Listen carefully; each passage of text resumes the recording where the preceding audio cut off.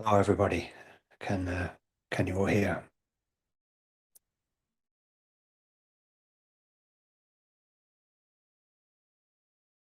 Thanks to the machine. As always, voices matter. People here in DAI in the wider PulseChain community come from different backgrounds and they have different ages, many different perspectives. I think the more ways we have to communicate, the better we understand one another. And these VCs are just another way to open that up. It gives everyone, all of us, a consistent place to speak or listen. And there's absolutely no pressure to talk, but the space is here if you want it. These VCs aren't too structured, and for good reason, because open conversation, I think, is excellent structure in itself.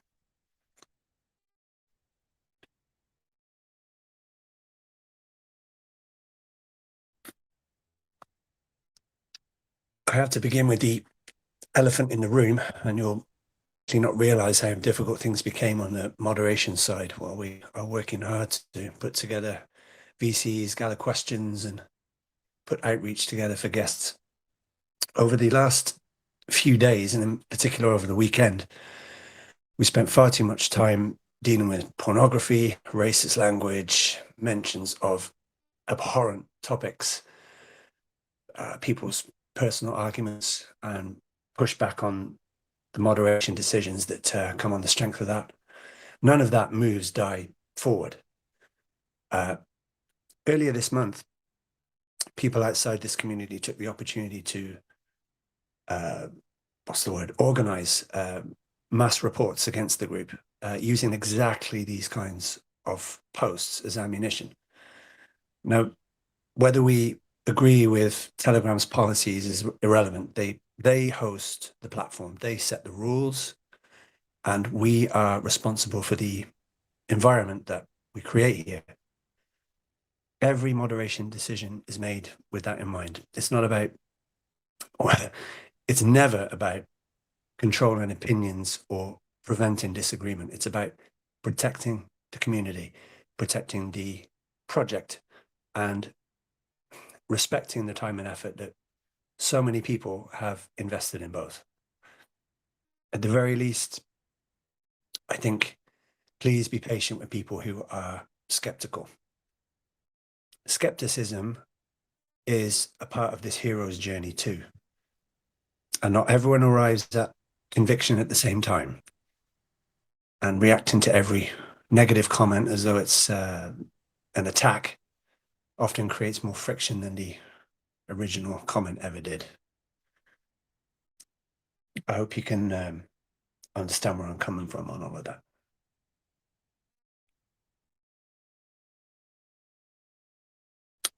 I believe Stephen is hopping on in a bit, and so we'll likely cover this some more, but I just want to give everyone a proper update on the Clarity Act VC because people have asked when it's happening, and it's only fair that we explain where things are at a little bit more. So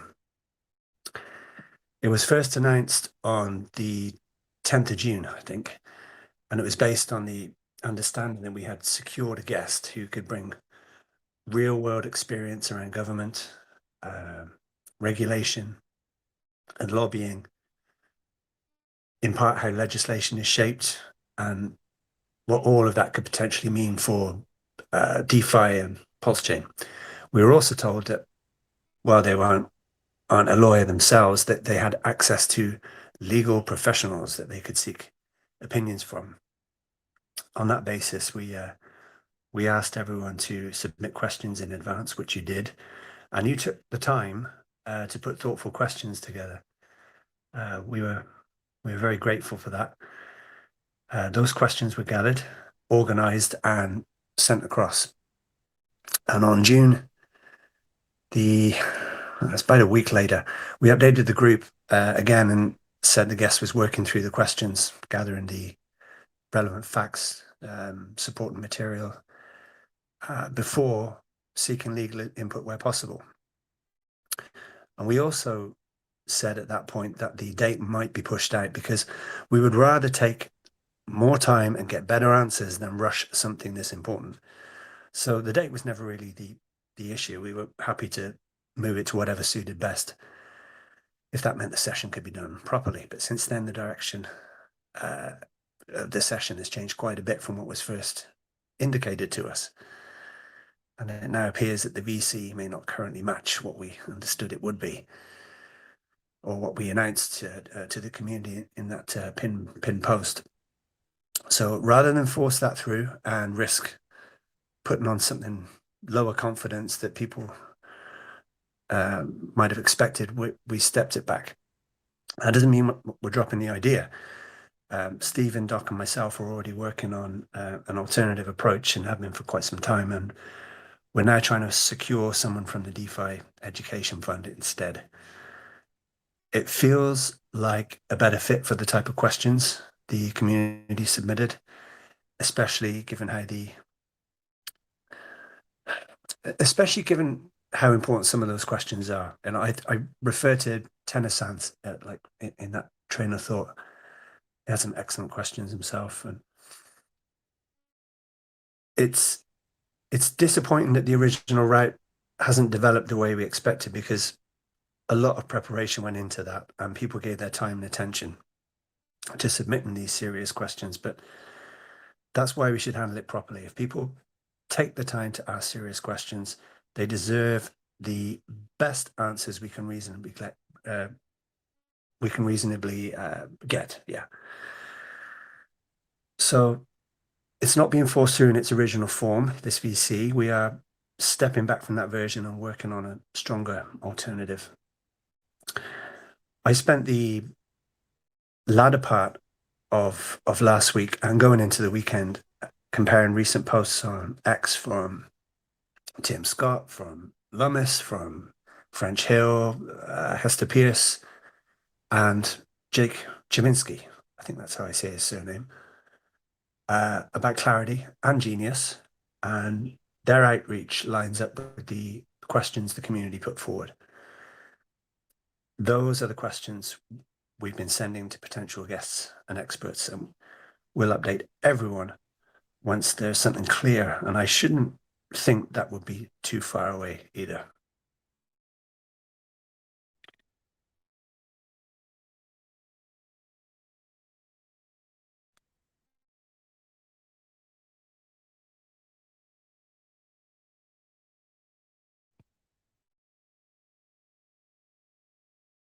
I hope everyone heard all of that and I wasn't just talking into an empty phone, but I think I've set this up properly. Yeah, Osprey, I certainly caught that, mate. Hope Thank you're well, goodness. bro. Yeah, I'm good. I'm all right. That was really I totally understand why we just to piggyback off what you said about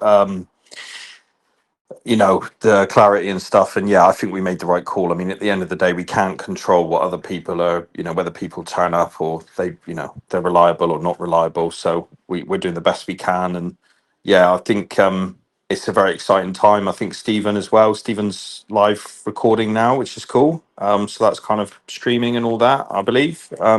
Stephen, you mentioned potentially posting on X as well. Is that live streaming? Is that all good? Or anyway, good to be back. Good to be on the VC together. Yeah, it's awesome. And thanks, Steve, for streaming that. That's really cool. He's been brilliant behind the scenes with help and all this preparation with Clarity at VC. It's just been tremendous. And I mean that day and night. I know we're on opposite sides of the world, but he's awake and at it, helping. It's been really cool. So Stephen, thanks a lot.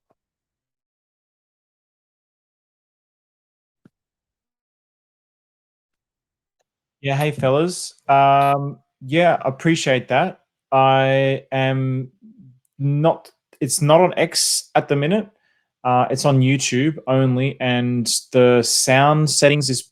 I was doing some tests earlier, and unfortunately, I think I didn't get it correct. I thought I did, but I'm doing the best that I can with whatever I can. So this particular VC on YouTube, if anyone's listening from YouTube, I do apologize. The sound quality might not be all that great, but I'll certainly improve it for future ones. But yeah, it's good to hear you guys, because I missed last week, and I have to say, like, I love, we've spoken about this. We're on, we're in the universe, in this on this rock that's just hurtling through space, and I'm on one side of it, and you guys are on the other. And I just, it makes my morning when I go for a walk and the sun is shining and I'm hearing the boys from across the other side of the world. It's a wonderful thing. So it just gives me a lot of energy, and I just love it. So yeah, I love doing all of this.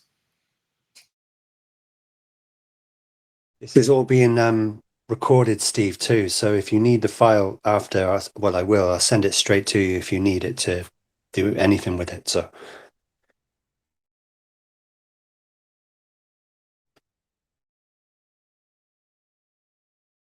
Wonderful. Thank you. I sent some outreach off to Amanda Tominelli from the DeFi Education Fund. I've not heard back, but I'd like to think she'll come back to us. I just feel like she's a great candidate for the VC, and it would give her also an opportunity to talk about the DeFi Education Fund a little more. They've been involved in some really cool stuff on the legal end of things, and she has some great legal experience. I think that would be a good trade-off, a good exchange. That's kind of how I framed it. I feel like it's a fair move. So I'll let you know how that goes, if there's any response. What is that exactly? Just out of curiosity, I know the who you're referring to, but what's the DeFi thing? So basically, what you're suggesting is for them to give us some kind of legal opinion, we would exchange that for whatever products that their education. What is the education about, though? Do you know? Did you look into that at all, or? Yeah, they are a non-partisan organization, all built around DeFi policy, mainstream understanding of decentralized finance is their shtick, and to protect the rights of the developers, the users, and projects to freely create technology and infrastructure. I think they even have the blurb about it on their site, but they've done some excellent YouTube interviews, and they're ex-lawyers. I think one of them was involved in the Tornado Cash case, and I watched an episode with Amanda on YouTube as part. It was another YouTube channel, and she just spoke really, really well, and comes from a point of defense of the very things we speak about regularly. I find that quite, I don't know, I thought, yeah, this sounds more like our people, that way. And I thought I'd just reach out. And there's a lot of them, like they are legal officers, they're partners in law firms. They've all come together in their own time for this sort of non-profit, non-partisan organization. And I think they could maybe speak to us a little about what they do. I think it would be fair, because they're not selling anything. They're promoting good DeFi and rights. And I thought that was very strong. So possibly a good outreach.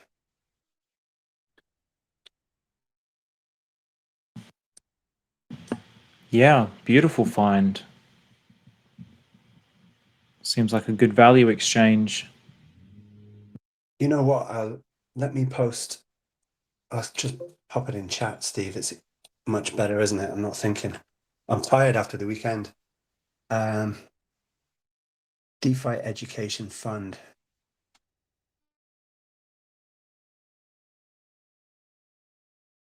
There we go.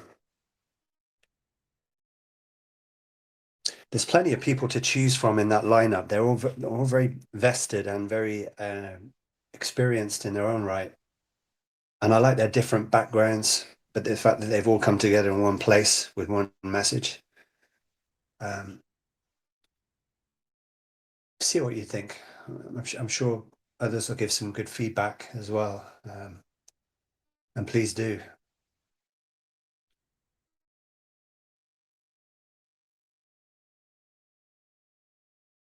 Yeah, nice one, Osprey. I was just going to say as well, just on the Clarity Act, this is just something that I think is probably worth sharing at the point, because a lot of people are kind of lost in the noise. Obviously, I don't want to short circuit what's going to happen next week or whenever we get someone come along who's obviously going to know much more on the legal side. But I can tell you, in terms of where we are at the moment, obviously people are worried that things are running out of time, etc., which is it's a fair fear, as it were, because we can all be fearful at times. But the reality is, right now we have 2 weeks of recess, right? So we've got two good weeks. People often think that then they're doing nothing over the recess. Obviously, they're spending time with their friends, their families, all that kind of stuff, having time off. That is true, but that doesn't mean that negotiations aren't ongoing. And Eleanor, the journalist, she talks a lot. She's talked recently about how things are ongoing over the next 2 weeks. So we've got 2 weeks recess, and then on July 14th, I believe it is, they kind of they come back, and then we've got 20 working days until August recess. And we've got 7 Democrats that need to come across. So that's really what we're looking at. We're looking at 2 weeks of negotiations, 20 working days to resolve the ongoing issues, and then that will obviously be, that will obviously be the next step, which is the 7 Democrats. The issue really is the Democrats. Like, if they can all come across, then they can move it through the Senate, and then the House will sign. There's a lot of FUD as well around the House. People, a lot of people are saying, "Oh, the House is happening, and we got to get this, we got to wait for that." Blah blah blah. The House has already agreed, right? The House is actually putting pressure on the Senate to get it done. So we don't have any issues there. It's not like another thing that we have to worry about. It's kind of a case of, actually, if anything, they're trying to speed up the process and put pressure on the Senate, because nobody really wants this bill to fail. There's a minority of people across Democrats and Republicans that want this to not necessarily want this to fail, but they don't want they want what they want to happen, and they're using it as kind of bargaining chips, so to speak. So yeah, anyway, just to conclude, 2 weeks of recess, then they come back, 20 working days to resolve the issue, and it's 7 Democrats. Once we get that, but it's still kind of very much happening. And if we get any bullish news, like if Eleanor reports on anything over the next 2 weeks, like, oh, this Democrat has communicated that he's interested in coming across the aisle, or they've dropped the issue on this ethics committee, or they've dropped their issue on this, then that's going to start swinging in the right direction, because nobody really wants to be the reason that the bill fails, right? Nobody wants to be the reason that the Clarity Act doesn't, fails. And also, here's an important note as well. Even if we don't get it by August, we do have the option of it later in the year. And if we don't get it by the end of the year, then it's just sod's law. Like, it's not our time. It's not the end of the world. And it doesn't mean it's not going to pass next year, right? It doesn't mean that it's not going to be quickly resolved, because it just means that we have more time to DCA, we have more time to build our bags, and we just got to suck it up and see. Do you know what I mean? That's where we are in the market. So just a couple of thoughts on that.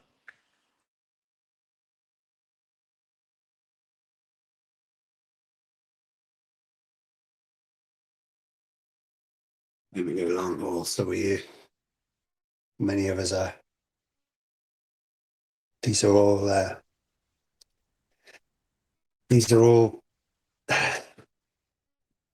interesting times. Huge power struggles, and The banks are so powerful, man. They are so, so powerful.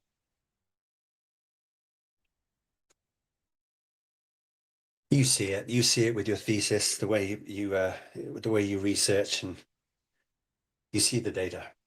They are almighty. The banks are just almighty, and it feels like the Lord of the Rings, when that big dragon monster is going down into the bowels of the earth, and you think it's all finished, and that one last big long tentacle comes up to try and pull him down with him.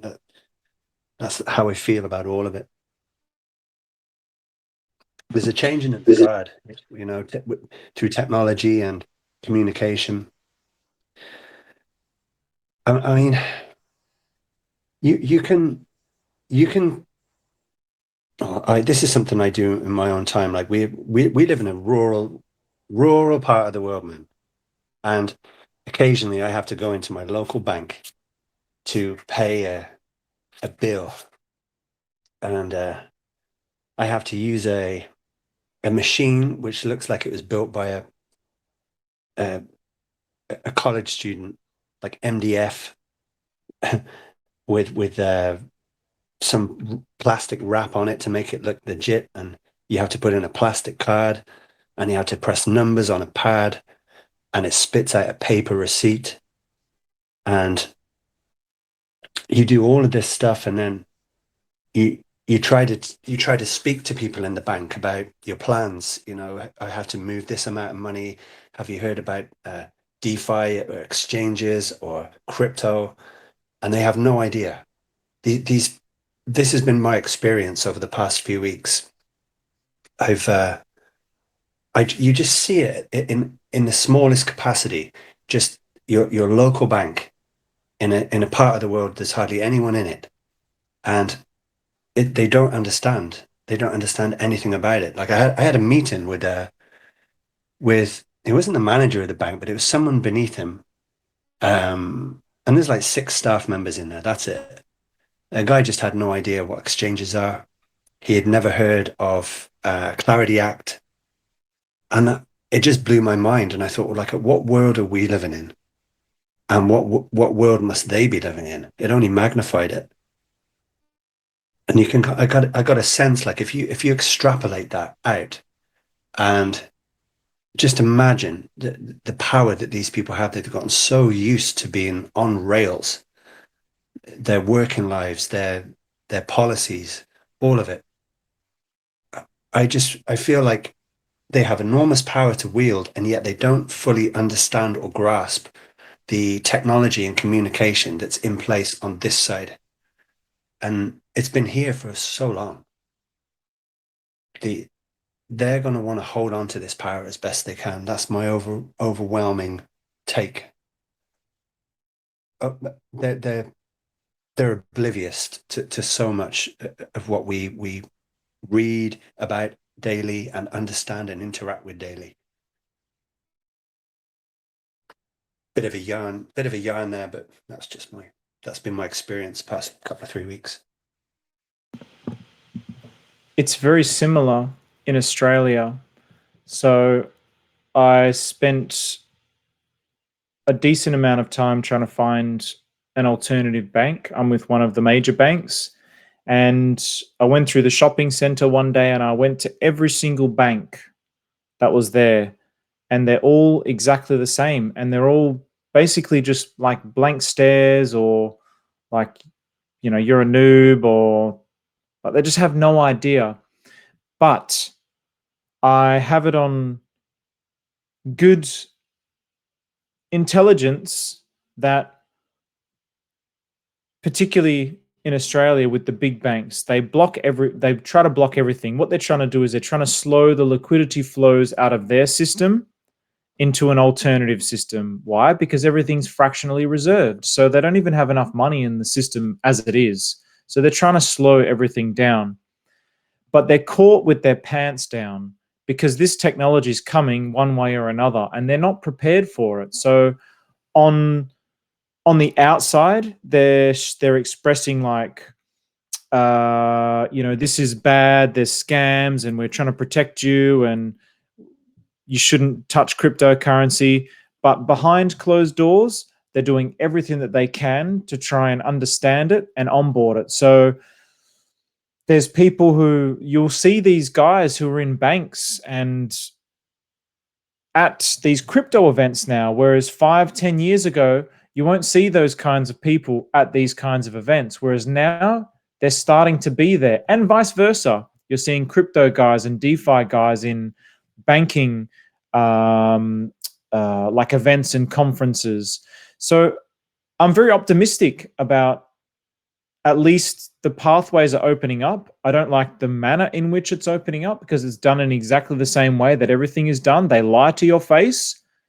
The middleman lies straight to your face. The corporations lie straight to your face. Oh, we're doing this for your protection. But everybody with even half a brain realizes that that's absolutely not the case. So I resent the manner in which it's done, the dishonesty in which it's done. I despise it. I find it disgusting, actually. However, I'm optimistic at the changes that I'm seeing, the openness that I'm seeing, because it's inevitable. But obviously, we realize that there's, at least for now, there's always going to have to be some kind of fiat to DeFi on and off ramp. So it's like an inevitable infrastructure for now. But obviously, the ultimate objective that we have here is something very, very different and very, very unique. And so we really do want to avoid any control that they would try to have on the system, because ultimately that's what it would come down to. So that, yes, they're going to these crypto conferences and they're starting to learn about it and they're starting to understand it. But obviously, the ends in which they're doing that is for their own control and their own profit margins. So their motives are completely contrary to true DeFi, but at least it's opening up, at least. So I'm optimistic about that. And I don't know what it's, I would suspect it's much the same everywhere around the world, but that's what I'm hearing about the state of Australia and the banking in Australia. Very similar here, Steve. No doubt about it. These are the same banks on this side that took mortgage holders off their tracker mortgage packages without consent. They've been doing it secretly for best part of 3 years, I believe, and it sent families into massive arrears, and you had people taking their own lives on the strength of massive debt and destroying families. And they were answerable to the Irish government, and they were fined massively for it.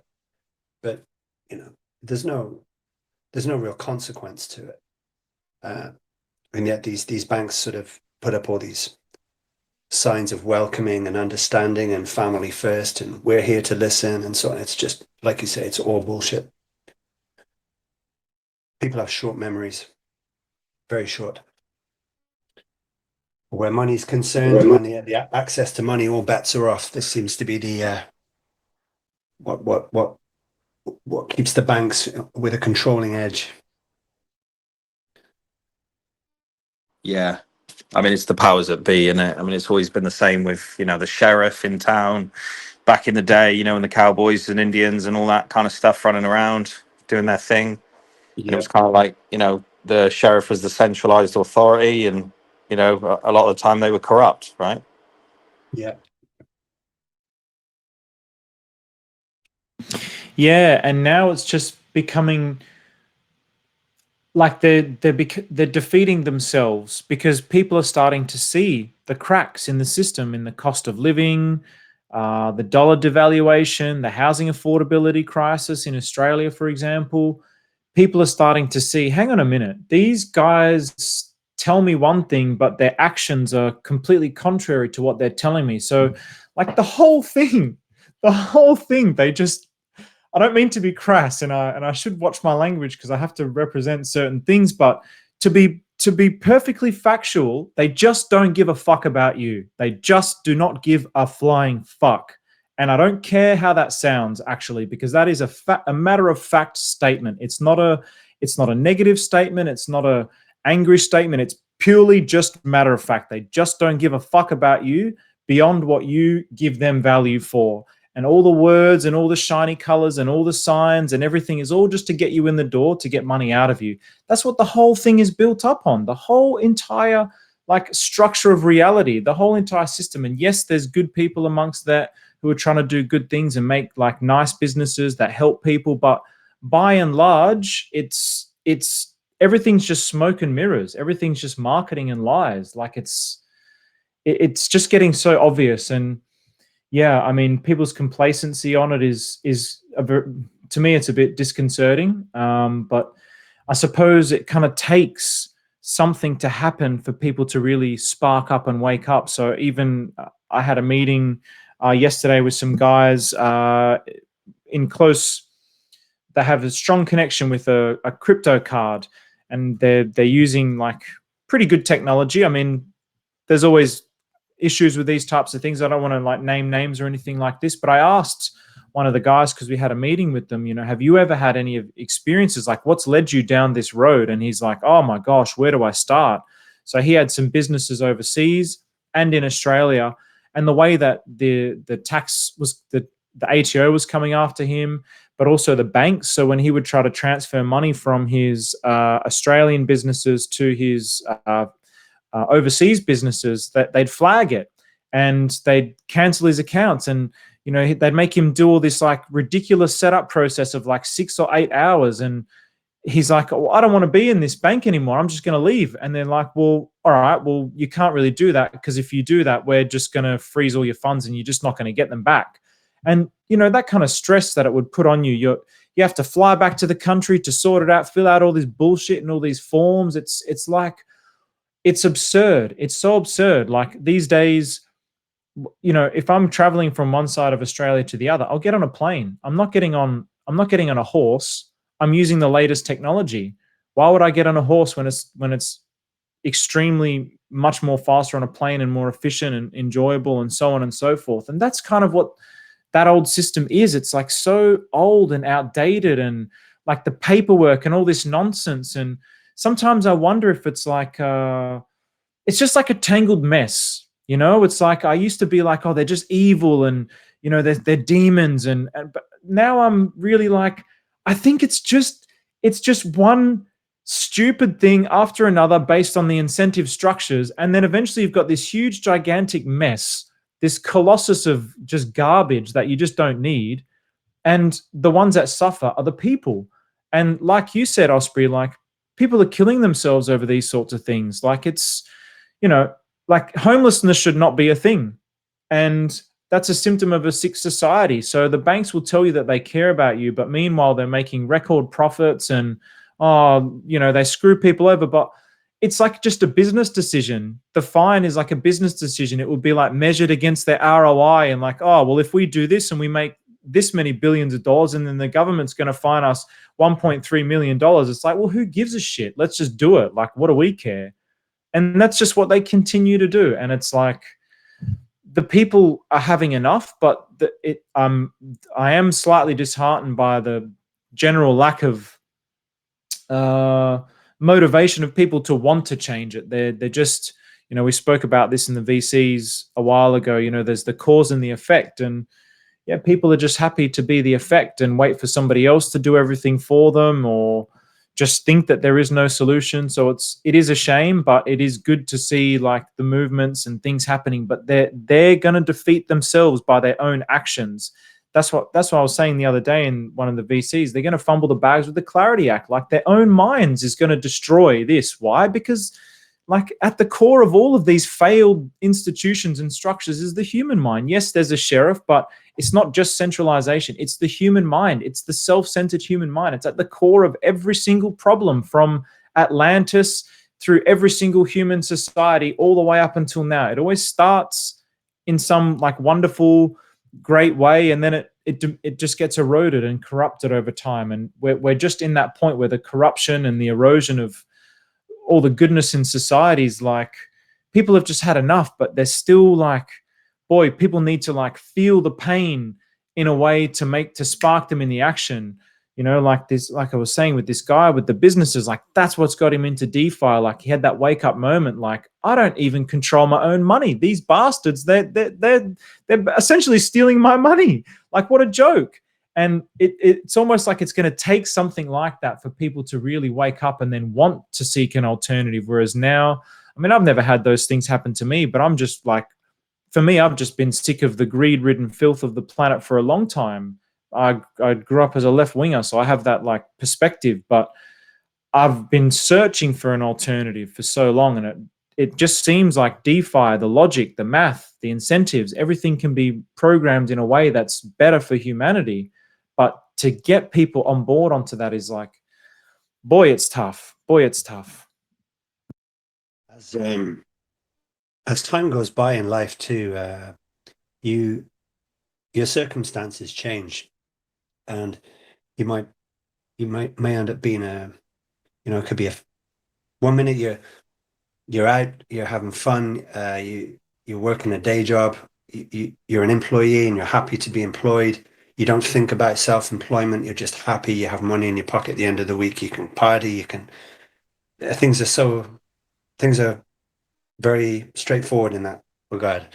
I lived that life when I was younger, and then things start happening. Like you meet people, and then maybe you get a partner in life, and maybe then you think about children, and then you think you need to change your circumstances. You need to move out of this accommodation or that accommodation.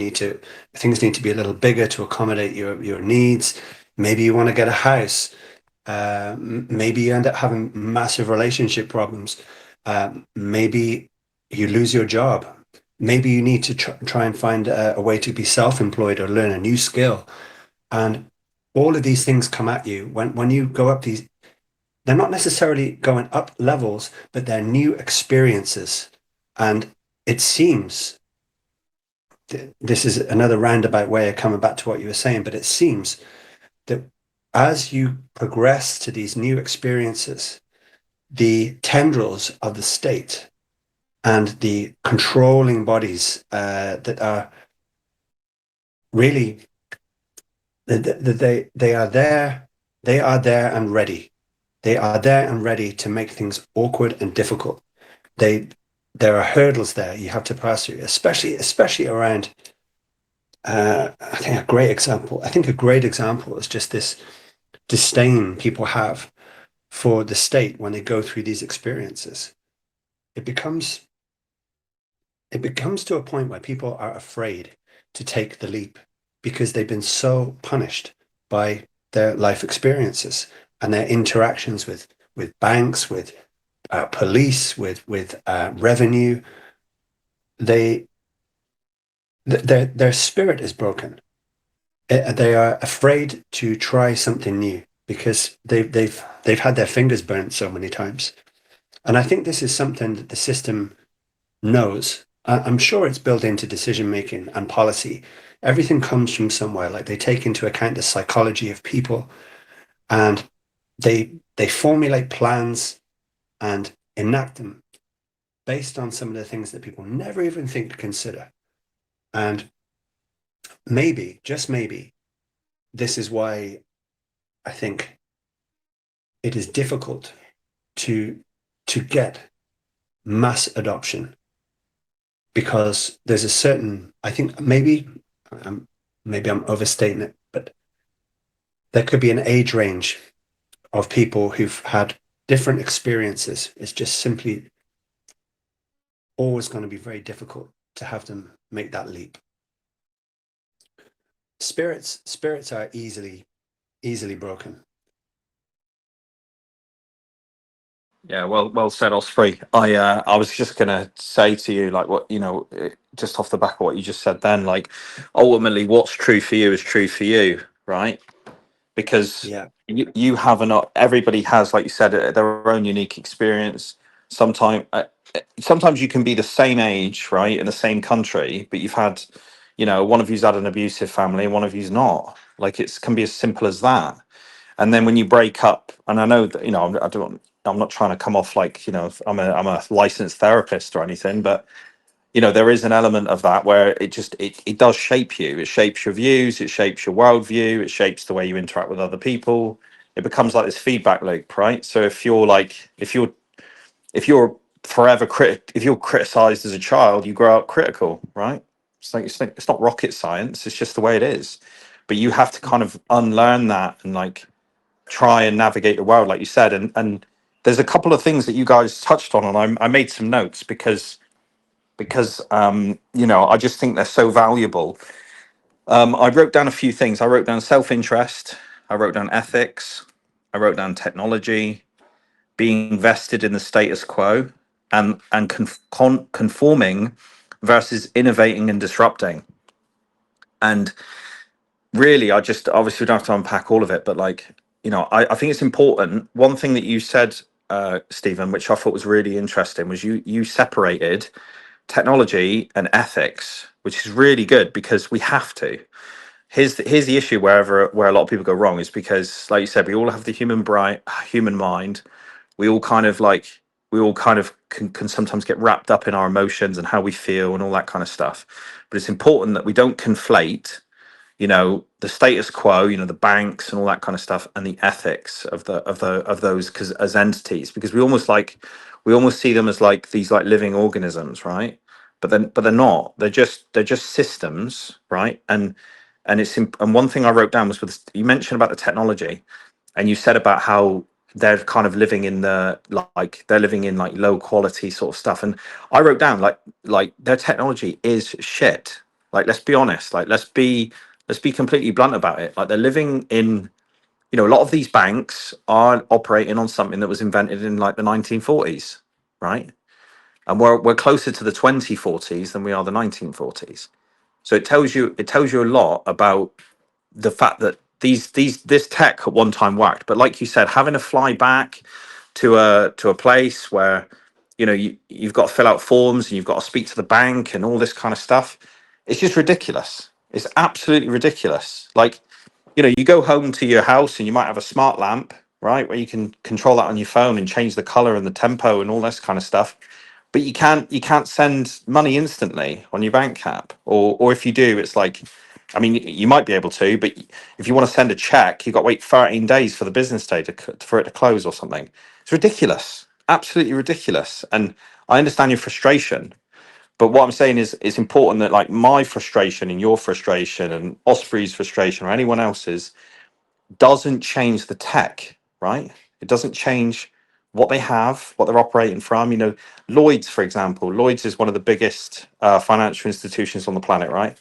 They're based in London. They've, Canary Wharf, where literally billions of money comes through daily on, like, through there from Europe. Like, all of Europe's money comes through Canary Wharf like every other day. It goes through what they call the spider's web. There's a really interesting documentary that you can watch on Netflix about the spider's web, and it basically talks about how the UK, when it first, initially was doing the pound sterling and all that kind of stuff, for good or for bad, they created these like trusts, hiding money, hiding stash in this, blah blah blah. We all know civilization has done some awful things over the years. They've stolen that. They've invaded this country. We've invaded that country. All this blah blah blah. All this horrible history, just part of humanity, right? We can't change that. It's done, it's dusted. Like, every country's made mistakes, every person's made mistakes. Even in your own personal life, you've made mistakes. You have to draw a line, you have to look at it today, and you have to move forward. And you have to look, okay, if I look at this system of the banks and the way that it's built, and even if it was built on the sins of my fathers and great forefathers and great whatever, how do we move forward, right? Like, how do we, like, maybe I don't want a mortgage, maybe I don't want to pay 4% on that, and maybe I don't want to be part of inflation, maybe, so you can see the cracks in the system. And I think a lot of people that have been led to cryptocurrency and DeFi specifically have seen all the cracks in the system and thought, okay, I want to be part of the change, I want to be the disruptor, right? I want to be the naughty boy in class who keeps getting sent out because he knows more than the teacher does. Because that's really what this is about, isn't it? It's about being a person that's willing to stand on what they believe in and say, okay, I don't agree with what this says. And it's not just, like I said, it's not just about ethics, because we can't really conflate. The whole reason I mentioned the whole, like, well, the UK did this, so therefore the UK banks are bad, is because I'm giving you an example of something that's been conflated, right? That's a conflated idea. So a country's history has nothing to do with how a country operates today, right? You can make those connections, but you have to look at it truly and honestly and objectively and remove your emotion. And that's why I wrote down ethics as one thing and technology as another. Because you can have a completely ethical company, but if they're using shit technology, nobody cares, right? And you mentioned another thing as well. You mentioned about how nobody really gives a, you used the word, people gives a fuck, right? Nobody, you're right. Because here's the thing about humanity. We are all self-interested, for good and for bad. It's you're not going to get away from it as a human being. You're going to care about what you care about, and you often are going to come up against other people who don't care about what you care about, and you're going to have conflict. And because you have different, you have different values, right? So what you value in the world is different a lot of the time to what other people value. You mentioned about left wing, and I really love that sort of conversation, because not about, oh, I'm right, I'm leaning right, so therefore I'm right, and if you're leaning left you're wrong. Or I'm not talking about that. I'm talking about politics, of how it plays out on a big scale. I find that very interesting, that people who value different things will often vote in certain directions, because if you take humanity on a big enough scale, we've almost got this, like, and I know it's not as simple as left and right? I know that. I know it's not left and, that simple. But what is interesting is to see that if you take a big enough sort of unit of people and you lay them out on a sort of like timeline, as it were, like, like on a sheet of paper, so to speak, like the population, you will find that there is a lot of different kind of political systems that are like built based on personality types. I'm not saying they're right. I'm not saying they're wrong. I'm just saying it's just interesting, but it all comes back to the same thing. I want to be I want to be surrounded by people that think like me. I want to be surrounded by people that do like me, have the same values as me, and that's okay, because that's human nature, right? It's self-interest. So that's why I'm trying to say, like, this works for us in crypto, because most people who are in crypto right now want to be the change makers. They want to be the future. They're interested in the future. They're interested in tech. They're interested in what problems can crypto solve in the real world moving forward. Also, it's a bit of a massage of the ego, right? Like, oh, I'm part of crypto. In 10 years' time, we can be like, oh, I was there first, right? You want to flex on it. That's another human interest, right? Some people say, oh, I don't want to flex. I just want to go to a cabin in the woods and disappear from the system. And that's completely fine too. But I'm saying that some people are in it for that. Some people are in it because they want to be first. Some people want to be part of a movement. And some people prioritize their values over their own self-interest as well. So some people will say, freedom is my highest value. And you'll see that right across crypto, by the way. We talk about the cypherpunks and the freedom fighters, but it is actually that way. Like, a lot of people are here because they value freedom above almost everything. So when we come up against people that go to the bank and they pay their mortgage on time and they say, yes, sir, no, sir, 3 bags full, sir, to when the banks say, you can't withdraw over 10 grand today, sir, or you cannot withdraw, you need to prove what you're spending that 5 grand on in order to get access to your money in our bank. There's a bit of like, okay, there's a real value clash here. And then you see it on the internet, you see it go viral, and people are like kicking off at the counter and they're saying, this is my human right, blah, blah, blah. And you resonate with that because you've got freedom within you, right? You've got that value. So it depends on what you value. And Osprey made such a valid point, because the things you don't care about, the things you care about when you're 20, you don't really care about when you're 30. And the things that you care about when you're 30, you don't really care about when you're 40. And that's the human evolution, right? That's the hero's journey that we talk about, because you value things differently depending on the circumstances, depending on where you were born, depending on your parents' upbringing, depending on your trauma, what you experienced growing up. and you've got to kind of separate them and go, okay, what is the objective reality, the objective truth, and then what is the subjective truth? Because how I feel is not necessarily reflective of what's actually happening. So yeah, there's just so many thoughts and things that you guys talked about that I really really love.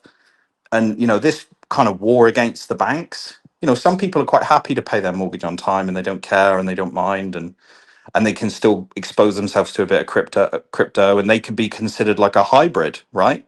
You could be in the middle. You could think, I like paying my taxes, I like being a contributor to society, but I also like crypto because it's got an opportunity for me to buy a bigger house, right? And still be part of the system.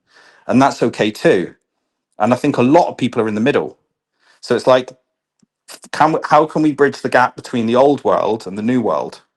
And these are the sorts of conversations that I love talking about, because bridging the gap between the old world and the new world is why I got into crypto, because it's not just about the old world and the new world. Like, I came into crypto to fix my own financial situation of bridging my old world, my personal subjective old version of me, for a new version of me, which is like a rich version of me, right? A healthy, happy, rich version of me. And I'm still on that journey with like a lot of people here. But along the way, I found, okay, I want to be part of this cypherpunk movement, because I didn't realize it, and a lot of people don't realize it when they go into crypto. They come in it to make money, and then they find they find family, they find their own value system. They go, okay, what was it that actually led me here? Why am I still holding on as well? Right? Imagine being sold 95% down. What's the reason that you're still holding on? Because it can't just be money. Because if it was just about money, you'd have gone, ah, now I'm going to find a new vehicle at this point. I'm going to quit and find something new and play a game that's more fun, that's more likely to get me the money, right? There's more to it than just the money. That's what I'm trying to say. There's a value system at play here, and it's playing out, and you see it. You see it every day in and out of the chat.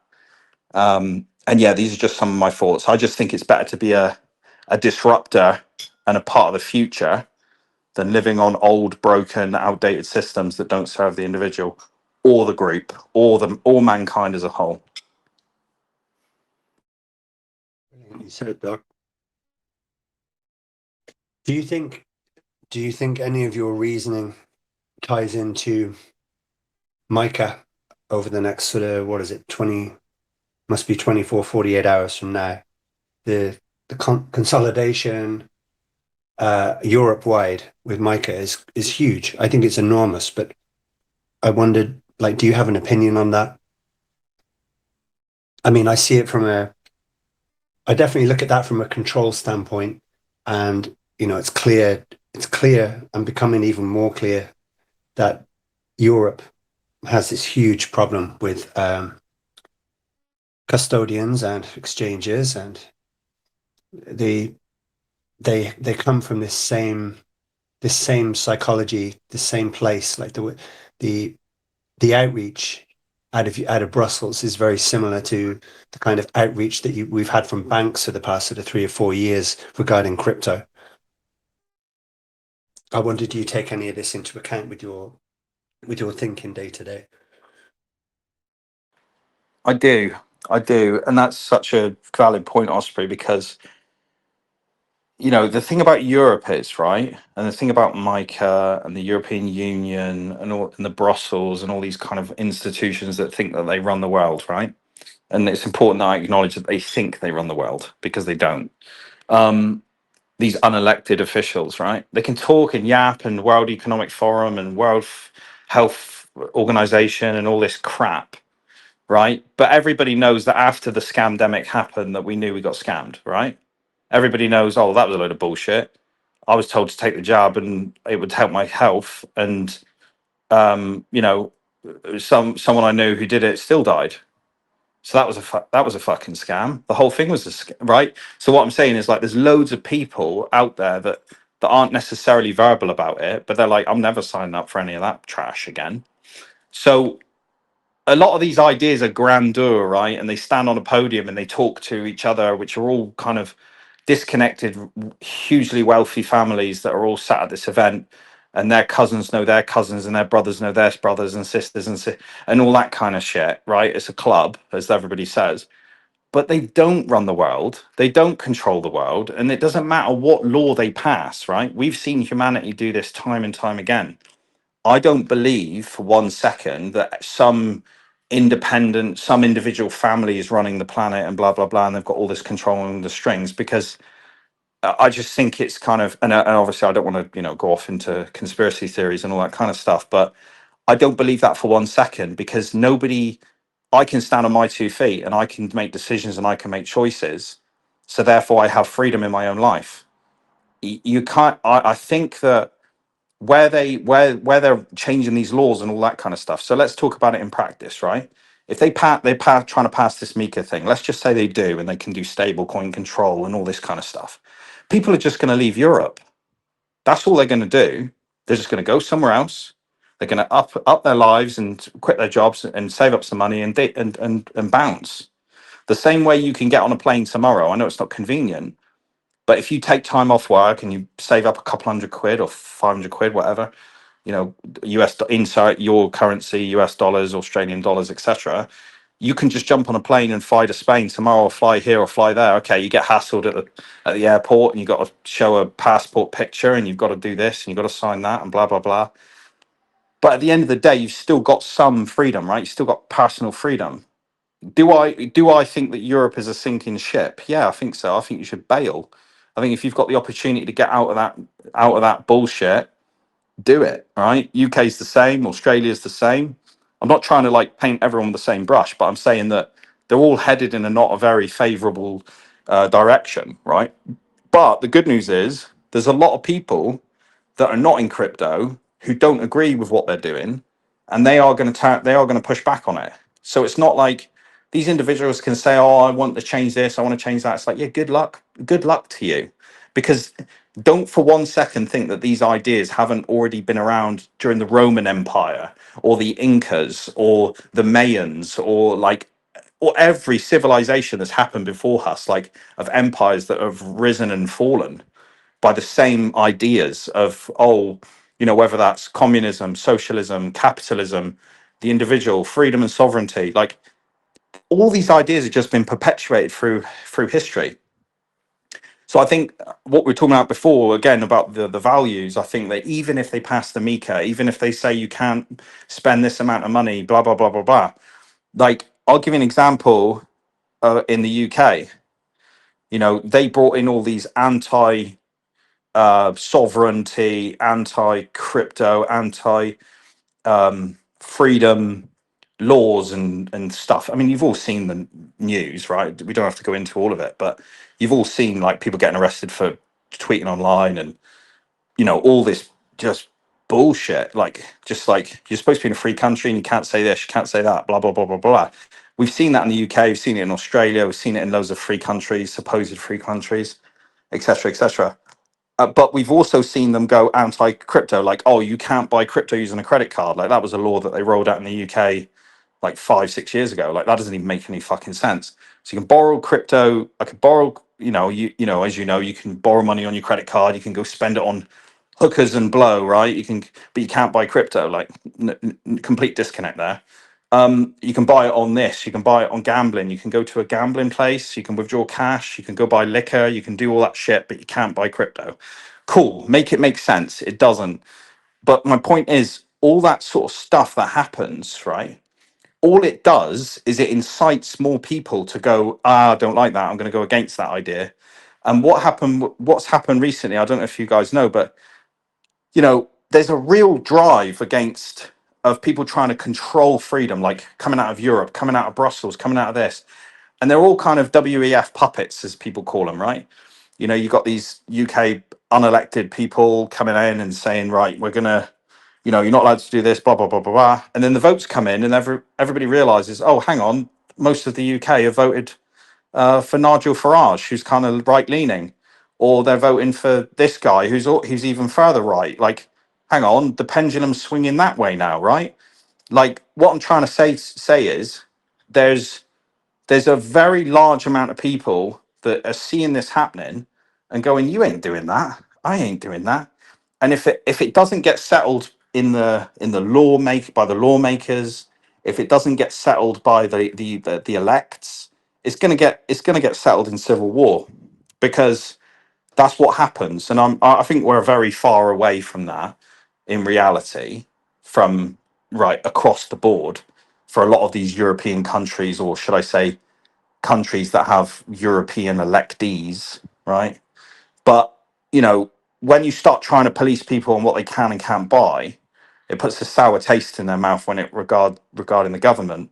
And I can say firsthand in the UK, you know, most of my friends, family, everything UK, everything was born in the UK, so I know it quite well. You know, there's kind of like they've already gone back. They've already pulled back on their crypto regulations. So they brought in these rules of like you can't do this and you can't do that, blah blah blah blah, and they've already walked it back. They've walked it back this month, last month. Every month there's a new regulation that's being pulled back from the UK government, because they know that they're losing votes, they're losing power, they're losing influence, and it's just the change is inevitable. Like it's like you light the match and you can't change it. Like when people are at the end of their patience, it gets to a point where the votes don't lie, like the tweets don't lie, the people's what they're saying. And this is why I don't believe in the victim mindset, because you have the ability to communicate, you have the ability to say no, I don't agree with that, and you can say it in a way where it doesn't mean you're going to get arrested. Do you know what I'm saying? Like you can still make it a way where you have the opportunity to vote on those things. You can go to a polling station and make a vote, right? And you can say, oh, I want change, I want this. And you know, UK is a great example of it, because it's just it goes one way and then it swings the other way, and you've got to kind of stay on your feet. But do I believe that Europe have as much power as they think they do? No fucking way. I think that they are just unelected officials, load of rich families that all kind of try and help each other out, talk a big game. A lot of it's idealistic thinking. Do you know what I mean? Like they'll say like, oh, we want to go for a green planet. It's like, yeah, that's a great idea. How are you going to help that? Like, when are you going to start defunding all the landfill, right? As an example, because it's like, I want to do this, but they have no plan. I want to do this, but they have no plan. So they're kind of like bickering amongst themselves, and they talk a big game, and they want to bring in all these stable coins. But even America have kicked the stable coin idea out like for till 2030. They're like, no, we're not going to do it. We're not going to bring it in. They've just ruled against it. Boom, freedom. Do you know what I mean? Like, so the pendulum just swings both ways, but you've got to kind of stay on your feet and educate yourself. But yeah, I think they can try it. I don't think they're going to succeed. I mean, I've been hearing things about this, you know, BRICS, BRICS, you know, Brazil, I think it's Brazil, Russia, India, China, all that kind of stuff. And a load of other countries, member countries, you know, 20, 30, in the multiple numbers, you know, that have all signed up to this, like create their own currency and stuff. Well, what happened with that? It's not going anywhere. It's just a lot of these organizations have big names and big numbers, but they don't really have any punch. Do you know what I mean? Like they don't have any impact or real, you know, it's like an idea. It's like everybody's got an idea, but not everybody's launching that business. You know, I look at it like that. Like there's so much noise around a certain area, but in reality, what's actually happening? And you know, you got to remember with this propaganda and news and stuff, you know, that's what makes the world go round, right? People want to turn on the news and see the fear and go, oh shit, they're bringing in this, they're bringing in that. But in reality, you go on another news channel and they say, nah, it's just bollocks. It's just they're just saying it because they want you to vote this way, or they want you to do that, or blah blah blah. And then, but as soon as you like go, now I'm not participating in that. I'll look at the facts. I'll fact check it. I'll use AI. You know, the good AIs, the premiums, and the, you know, when you educate your AI and you point it in the right direction, you realize that most of it's just bollocks. I'd say 95% of the time it's bollocks. Yeah. And this is the thing about sorry, I just want to say one thing, Stephen. Sorry, I just want to say this is the thing that I really am passionate about with this victim mindset. Like, I know the world can be a very negative place, especially if you get your sources from negative people or negative outlets or negative this or negative that. You've got to remember your brain is like a petri dish, right? If you've got like 4 or 5 negative food sources in that petri dish, just remove them. Just remove them. If you've got a negative friend in your life who's clinging on to you for 20 years, he's a druggie, he's doing this, he's doing that. You know, you try to help him, he doesn't want to help you. This is just an example. I'm just saying this is a very important example. Like, just get rid. Like, if you can't handle him or handle her, disconnect. Like, because that's sort of like you're feeding that petri dish. You're feeding your reality.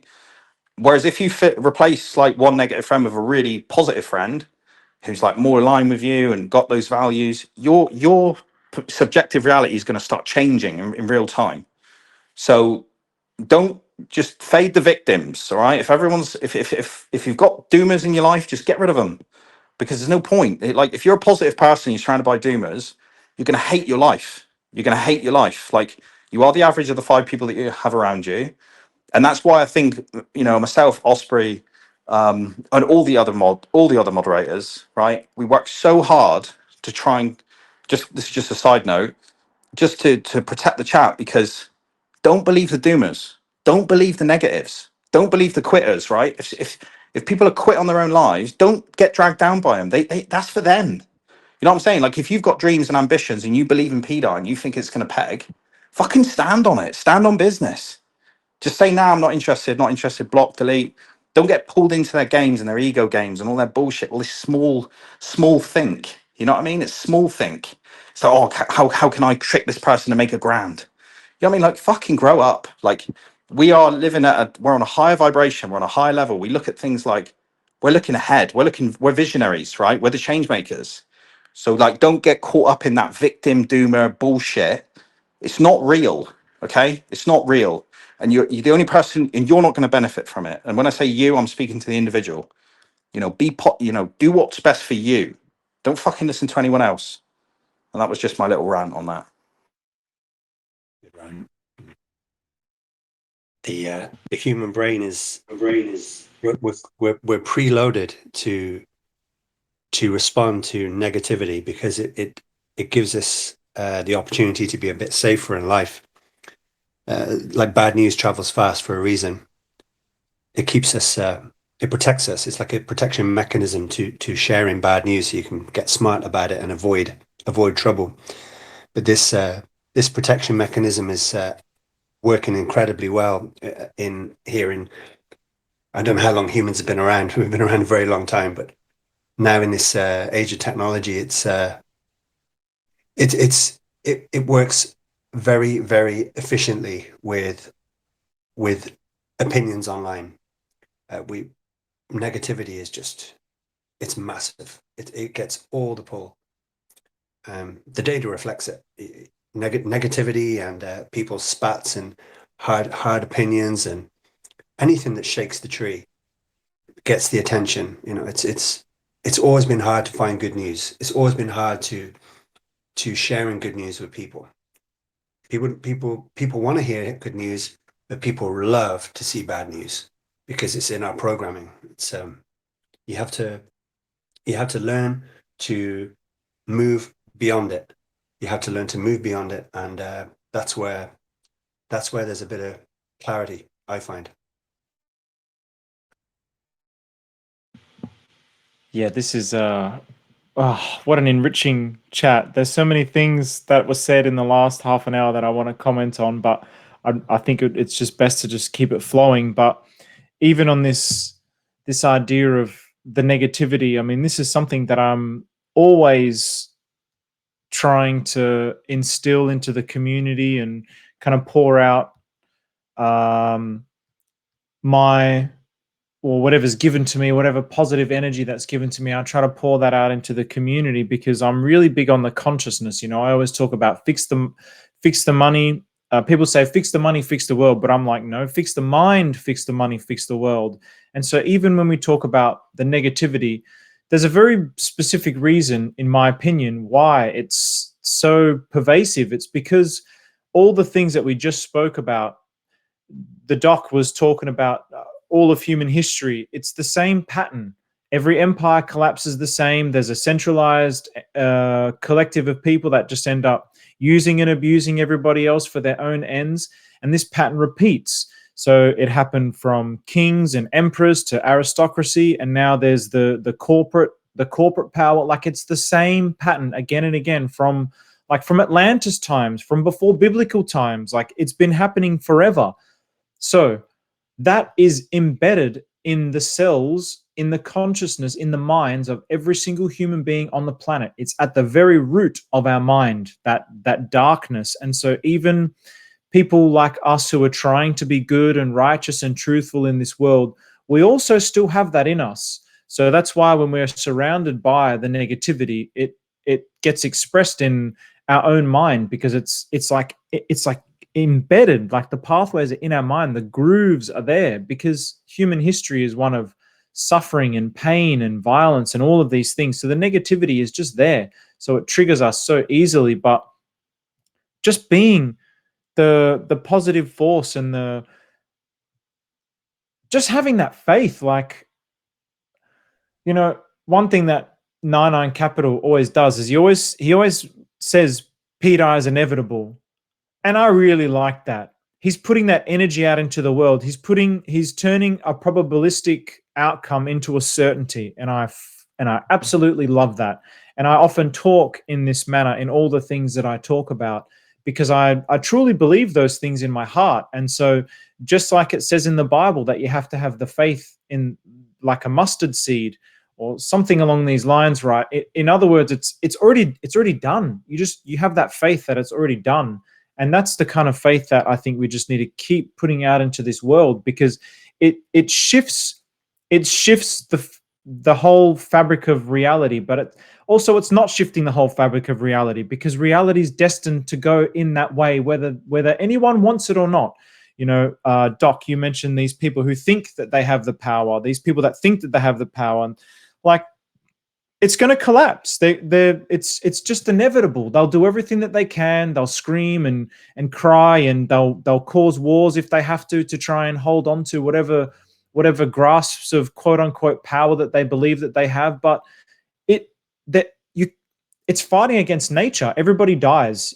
That's a fact. There's no denying the fact that your cells deteriorate over time. The telomeres end up disappearing, and then that's it. You're dead.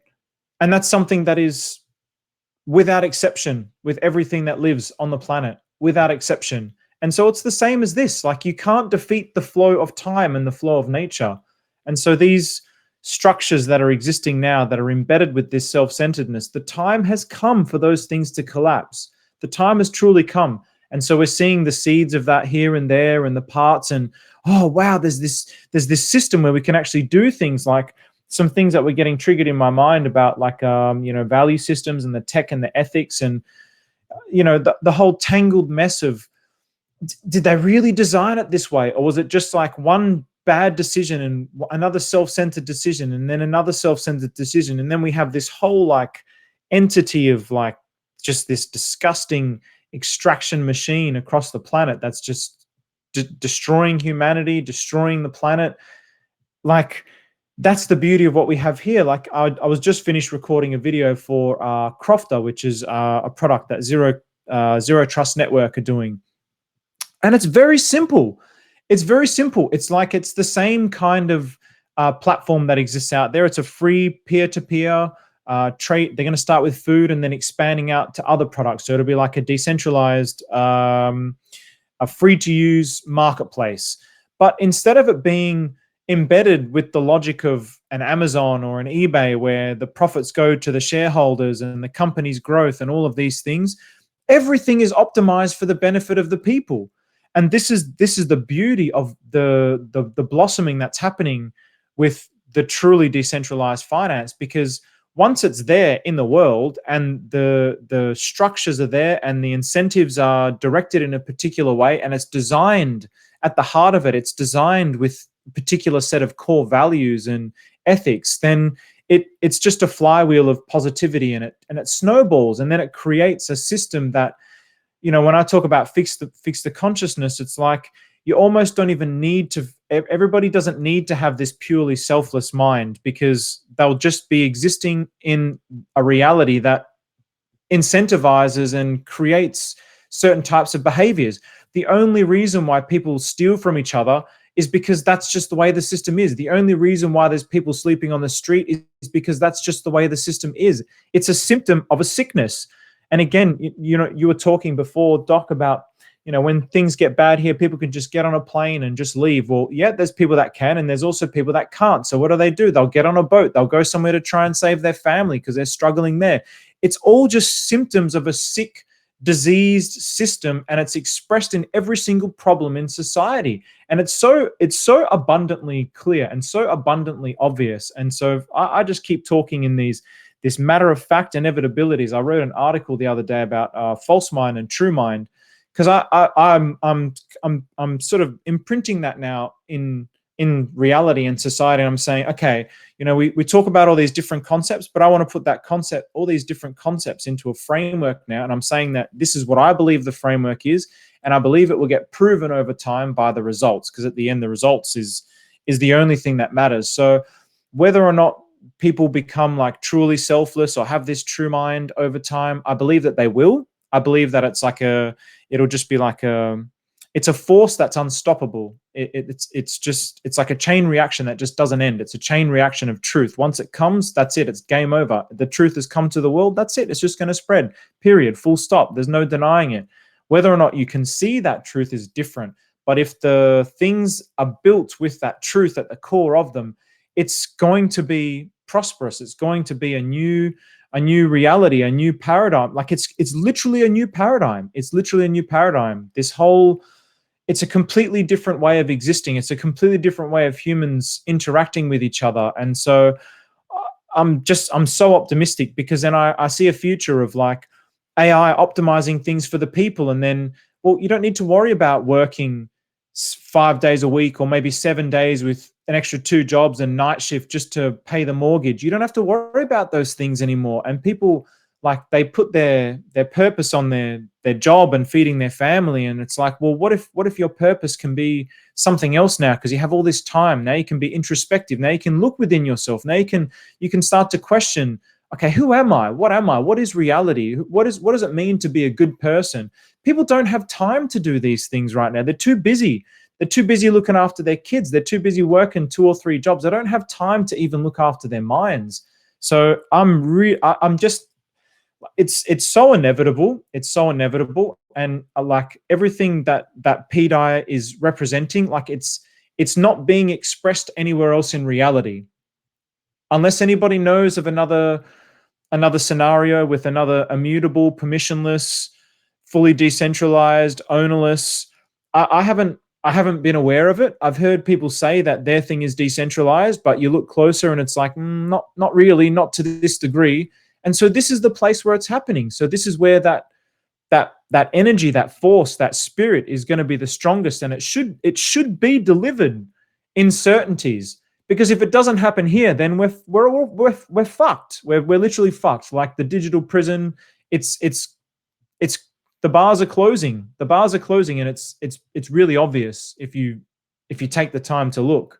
So yeah, there's just so many things to be profoundly optimistic by. And so like I feel like we've discussed a lot of the problems and things, and now it's just like, man, yeah, the solutions is where the fun is. Like imagining and putting your energy into that, like, oh my goodness, like how wonderful life is when you just pour your energy into those things, and like how enriching life is. And you know, you mentioned at the very start, Osprey, about all this time that I spend, and I go through waves, I suppose, but like when it feels like you're doing something that's right and truthful and it's going to make a positive impact on the world, it's so easy to put your energy into that. It's so easy when you actually just take that step, but you have to actually take that step. That's the hardest part for a lot of people. We procrastinate. You know, should I do this, or should I start this YouTube channel and start talking about PDI? And you might think about it for a year, and then 2 years. And then once you start, it just rolls, right? And then then you do another one the week after, and then another one the week after, and then you're in that flow. But it took you 2 years to actually begin it, because the starting part is so hard. And that's why I'm like constantly trying to like figure out ways of sparking people into action, because I also see clearly that it requires the collective energy of people. Like that's the way to achieve your goals. It takes everybody to be sacrificing themselves to achieve the goal, not just expecting someone with a magic wand to come and shake the magic wand and everything's going to be fixed for me. And oh, great, it was all because I believed it. Like, no, you got to take the action. This is a law of the universe. Like you take the action and the universe will help you. You can't just sit on your ass and expect everything to get done for you.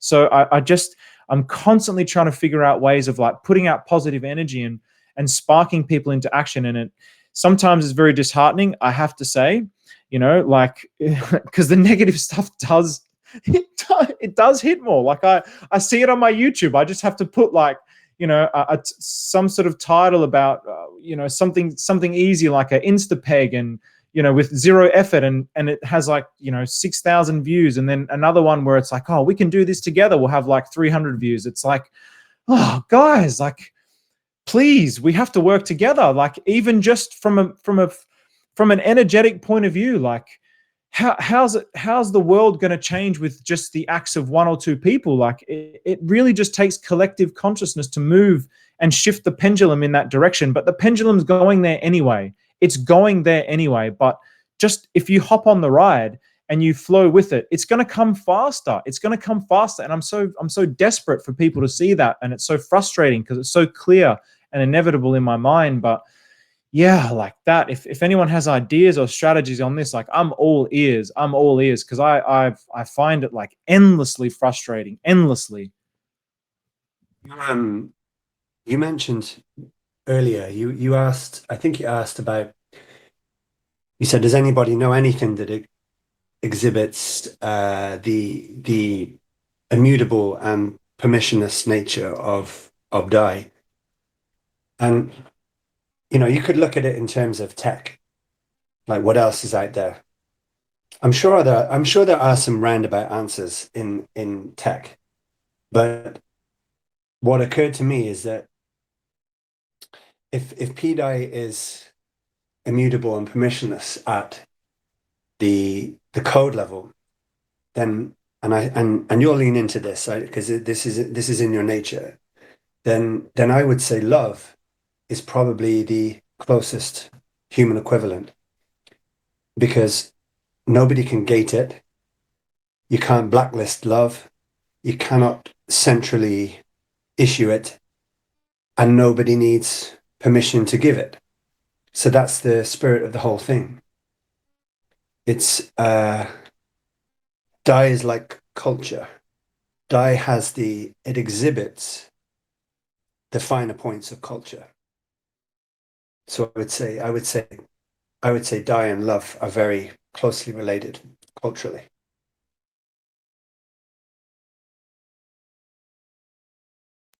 Hey guys, I have a comment. It's okay. Hello, can you hear me? Yes, go ahead, bro.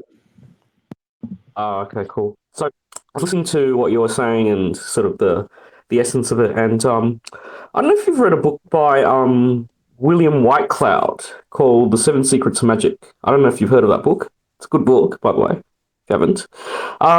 And there's two things which I thought which came out, which were quite relevant to this conversation, in the sense that, especially in markets, the first principle is that your thoughts and feelings aren't real. They're expressions of your underlying assumptions in any moment, and reflections of the actual reality. What is Name of that book? Yeah, William Whitecloud, The Seven Secrets of Magic. That's the name of the book. So essentially, I think, like, if PDAI if the code is such that they've developed the code that it will peg and so forth, then it doesn't matter how you feel about it, whether you feel upset because the price is low or whatever, or you feel euphoric because, it's going to peg. That's just what it is. So I think that in relation to like your feelings about PDAI and, like price and all that stuff, I think it's quite unproductive sometimes to get all panicked or scared about it. If it pegs, it pegs.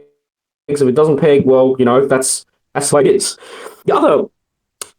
However, the other principle which I learned was that your focus creates your reality. So your experience in life is determined by what you put your attention on.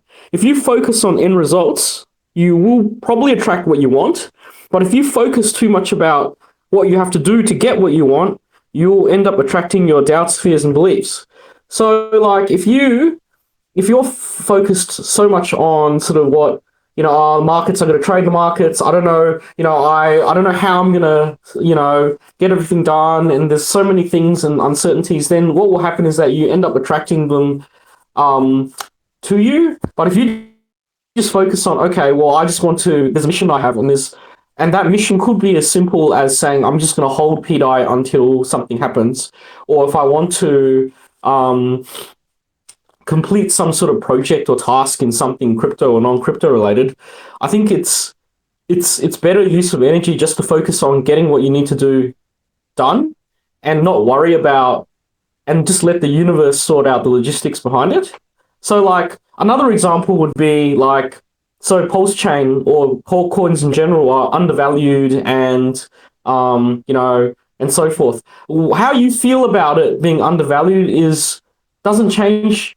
Like, how I, as Tenor Sands, feels that Pulse Chain, let's say, is overvalued and is supposed to be zero, that does not have any impact whatsoever on whether Pulse Chain or PDI is in fact over or undervalued. Like, it's got nothing to do with it. But if I focus on, I got to get this out of here, I'm relying on this for my financial freedom, or I'm worried about cash I'm worried about not being able to save enough for crypto, like, that just attracts more uncertainty, and it just attracts what you want, what you're like thinking about into the universe. So you might as well just focus and go, you know what, I'm long, I've got 5.555 million PDI, and whether it pegs or not, great. If it doesn't peg, well, that's what I've done, and I take responsibility for my actions.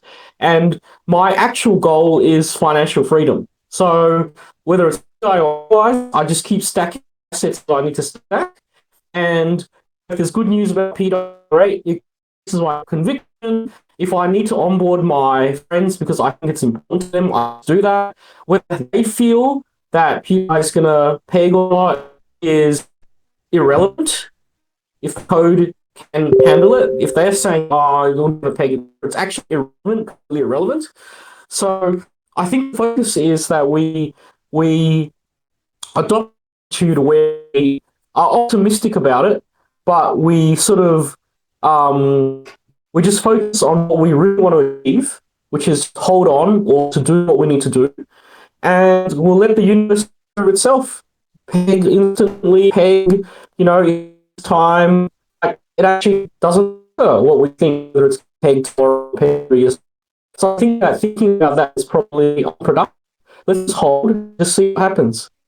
Anyway, that's I don't know it's around anything, but something I found was quite helpful for me to navigate the volatility and to not go crazy thinking about all this happening and so forth. So anyway, that's sort of my 2 cents in this. Thanks.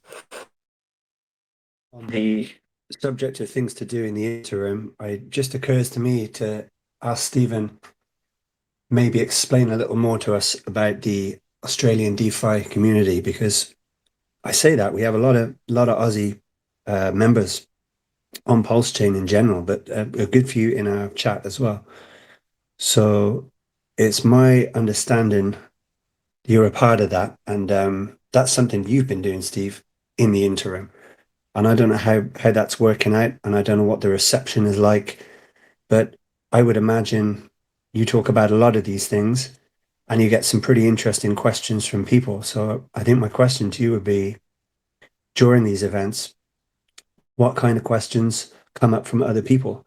Like, that could be something people find interesting to hear. Yeah. So first, if I could just quickly respond to Tenor Sands, because I always love what you have to say, Tenor Sands, and the principles that you're describing.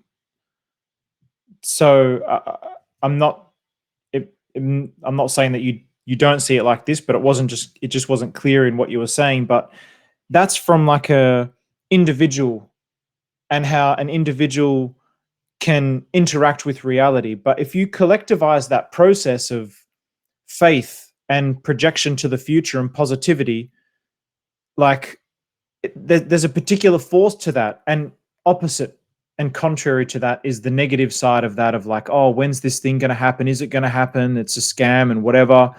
Like, yeah. So I'm always, that's why I'm really adamant about there's certain things, narratives that I don't like in PDI, which have sort of copped a lot of hate in the past, which I won't go too much into, but I just find focusing positively on the right things is more likely to bring about this result than other things. So, and yeah, sorry, someone was going to say something. Okay. Yeah, and so with the Australian DeFi community, it's really part of that. It's part of whatever it is that cryptocurrency is going to be, decentralized finance is going to be, which I believe is the future. That's what I'm trying to do with the Australian DeFi community. And as I was mentioning in the previous events, the previous VCs rather, they're community events where we really learn from the community. It's really about like, okay, I'm putting the content out for it. I'm making the videos and I'm posting every morning to like try and promote the event, which is exhausting, by the way. It's so exhausting with how little response you get. It's incredibly exhausting, I have to say. But I know that no one else is doing it. No one else is doing it. So I've got to do it. So if I want to see this future come into reality, somebody has to do it. Somebody has to make it happen, because if I just sit on my ass, it's not going to happen. The only crypto meetups that you see is like, these influencers that'll have like 30,000 followers or 50,000 followers. And then the whole intent of creating a follower base is basically just to harvest yield from them and profit off them in some way by selling them a course or something like this. Like, this is what all the crypto influencers are like. So trying to do something different and trying to be a voice in all of that noise of just fucking trash, let's be honest, it's very challenging.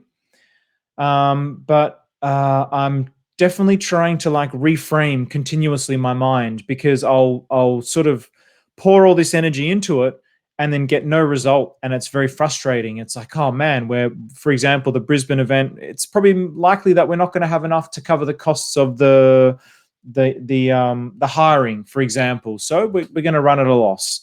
And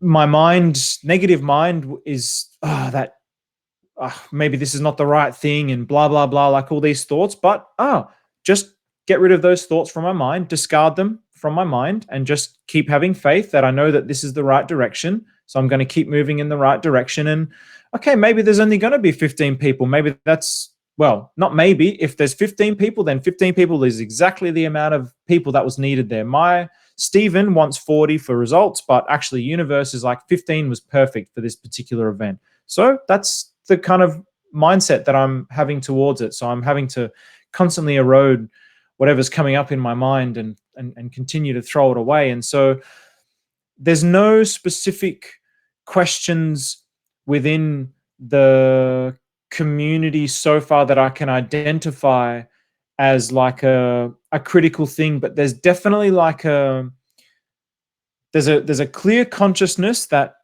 there needs to be something different, that the problems that we have and that we're facing don't seem to have any solutions within the current model. And so we need to figure out a way of doing something better. So I'm really looking forward to this event on Saturday night and seeing what kind of feedback we get from the community once we present a minimum viable product, and once we have like a clear roadmap and it can start to crystallize. And I'll be very curious to see where it goes from there. But really, it's like even what the community is saying, there's like it's constantly evolving, and it's, yeah, off the top of my head, there's really nothing that I can think of except for the general sense of that it's sort of almost too big and too hard to do.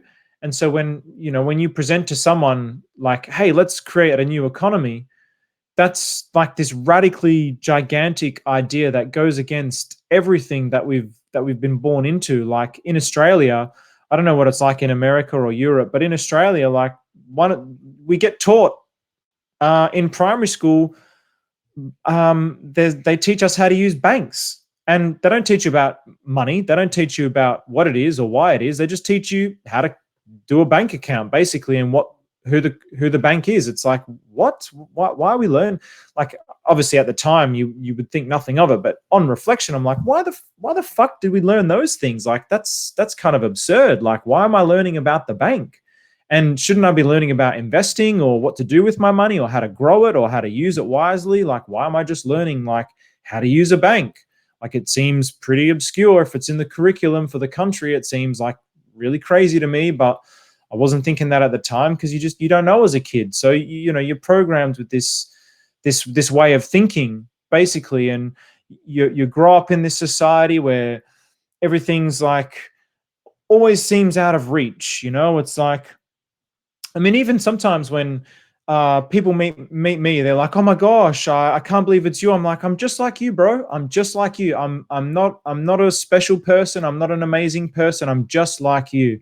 And so is everybody else that we put on a pedestal. And so is this whole system that we put on a pedestal, thinking that it's too big for me to do anything about it. But that's really the sense that I get from these community events. And I think that's also, that sense is really in me. And I feel like I'm expressing that now because I feel the lackluster, the lackluster attention that it's getting is a testament to that when things are good and things are moving, people are positive, they have that energy and that positivity, that fake positivity from the endorphins and the dopamine, and then they ride with that.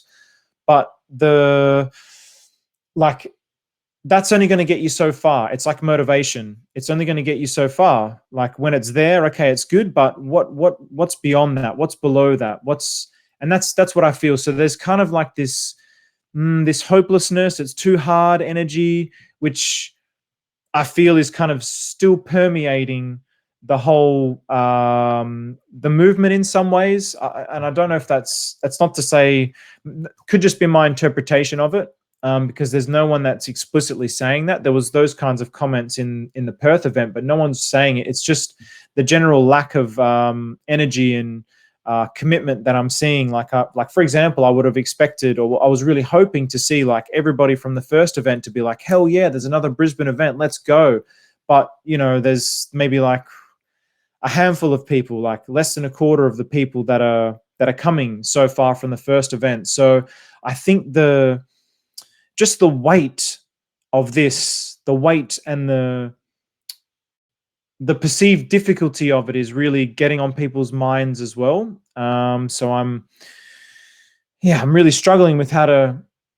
Do you think of how like you're very good on camera, Stephen, too? Like, you're very personable and you present very, very well.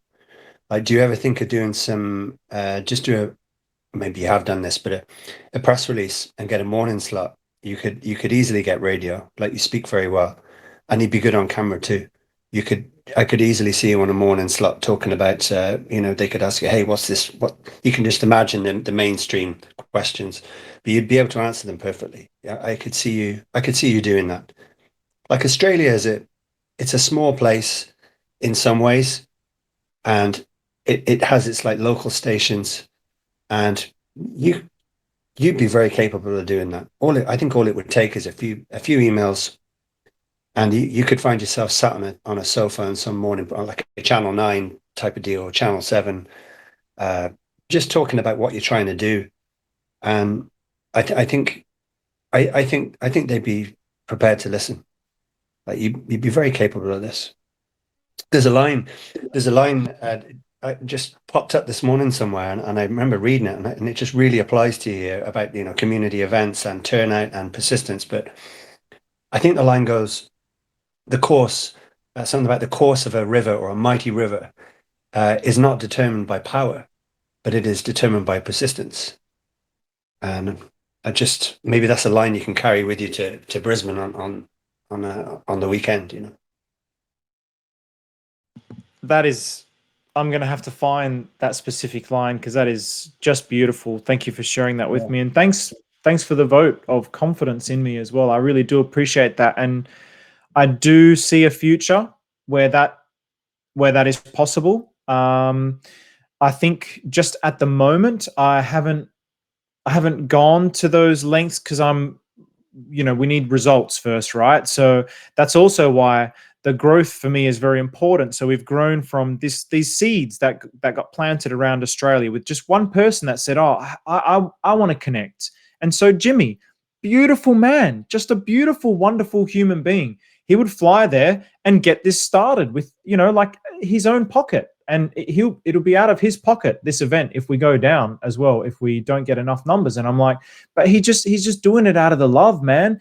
And so he's starting these little seeds everywhere, and it's growing, growing, growing. And so that's why I was really hoping this one could have more numbers than our Perth event, so that we can really take this and we could start to approach these media outlets and say, look, we've got this movement here. We're trying to do something different. This is the blueprint. This is the logic that we're trying to present. We're not competing against each other. We're working with each other. We're embodying what the Australian spirit is. We're not waiting for the government to fix anything for us. We're not waiting for some big company to come and fix it for us or make a platform that we can all use.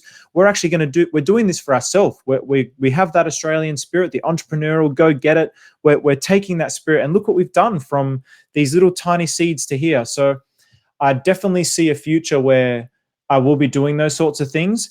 And even this particular one, like, it's all just marketing and stuff as well, right? Like I've started reaching out to crypto influencers, but I've only done that within the last few days, and our events is on Saturday. And like, it just wasn't enough time. I need to build that rapport, and like they don't know who I am. They haven't responded. They haven't seen. They probably get hundreds of messages every day from people like, "Oh, what coin should I buy? Is this going to go to $100?" So I'm just like another dude that's like spamming them basically. But what I'm trying to do is like bring us together and connect us together. And so definitely I feel I feel that that's absolutely inevitable actually. But yeah, it's just a matter of time. So yeah, and just finding enough people that want to be those types of people to create those connections, which we're starting to see in the Australian DeFi community. Like there's people, bringing to my attention people that I had no idea about, and that's how it happens. I mean, I can't see everything. That's why it has to happen as a community. It just absolutely has to happen, and it's like it can't happen any other way. It has to happen with collective willpower. So, yeah. I'll give you a shout out on the. I put a post together on the DAI account. I mean, we have a lot of Australian DAI holders, and I think the community aspect is like paramount. It's really. I'll put something together and post it. I definitely appreciate that. I asked Somi for help as well, and he assisted with that. And yeah, anyone that can like share and just comment, it's just the most basic things. Just click the like, press repost, just comment. Like it just boosts it so more people can see it. It's like 1 second of effort from you, and that's it. And like, I'll spend like all Saturday afternoon like doing these reels, and then all you have to do is just press the like button, or just say, "Oh, that's cool," or just something so small, just like the smallest amount of effort. But it all comes back to the incentives, and like how can you frame it in a way that's going to benefit that individual, because that's what makes people act. So that's my challenge at the moment. So again, like if people have tips on these things, like DM me, whatever, like, well, yeah, maybe not DM me because I get bombarded with DMs, but just whatever. Like I'm totally open to, if you've figured out a way of being able to communicate with people or spark people into action or whatever, please let me know. Because my strategy at the moment is literally I'm just going to do it. And if people just keep showing the movement, and then hopefully people will get sparked up. So, we had this big connection with an former Australian football player. So when I sent an email out today, I showed I gave an update on a meeting that we had with him. So, things are actually moving. And if we go to his city in Adelaide, like he could potentially come. They asked us about it. So they said, "Oh, have you guys done anything in Adelaide yet?" We're like, "Well, actually we have." But again, like, these guys, I mean, are they going to come to an event where there's only 5 crypto bros? Or, you know, if there's 50 people there, then maybe they're more likely to come. So that's why it's like, you know, trying to get people to think outside of themselves. Like, just you being there, just you being happy and being there is like a big plus, a big plus. And now we're getting to the point where we've got a ticket to give away because someone donated for that. So if, you know, if anyone is like struggling with money, like we'll help with that stuff as well. Like the community in Oz DeFi, we'll chip in to help people if they're struggling, no problem. It's really just about getting the numbers there. That there is an energy and a force to that I really believe in. So yeah, if people have ideas and tips, I'm all ears.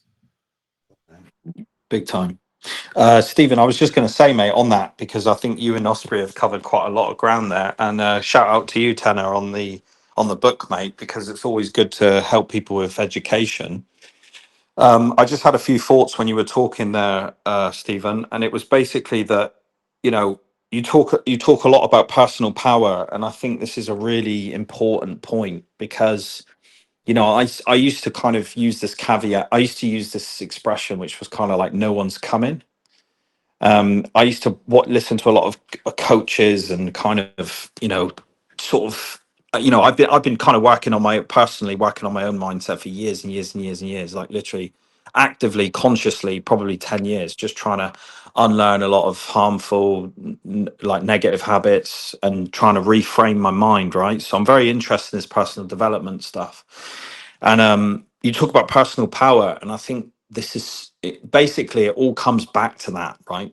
I talked about this the other day about being causative. I sort of went on a bit of a kind of, you know, made a few points in the main chat on a voice note, just talking about you're either being cause or you're being the effect. And really that kind of put another way is the idea of personal power, right? So you're either, you know, it's kind of like what you're doing with the event, Stephen, is exactly the right approach, right? There's no doubt about it, because the only way you can create an event is to create an event.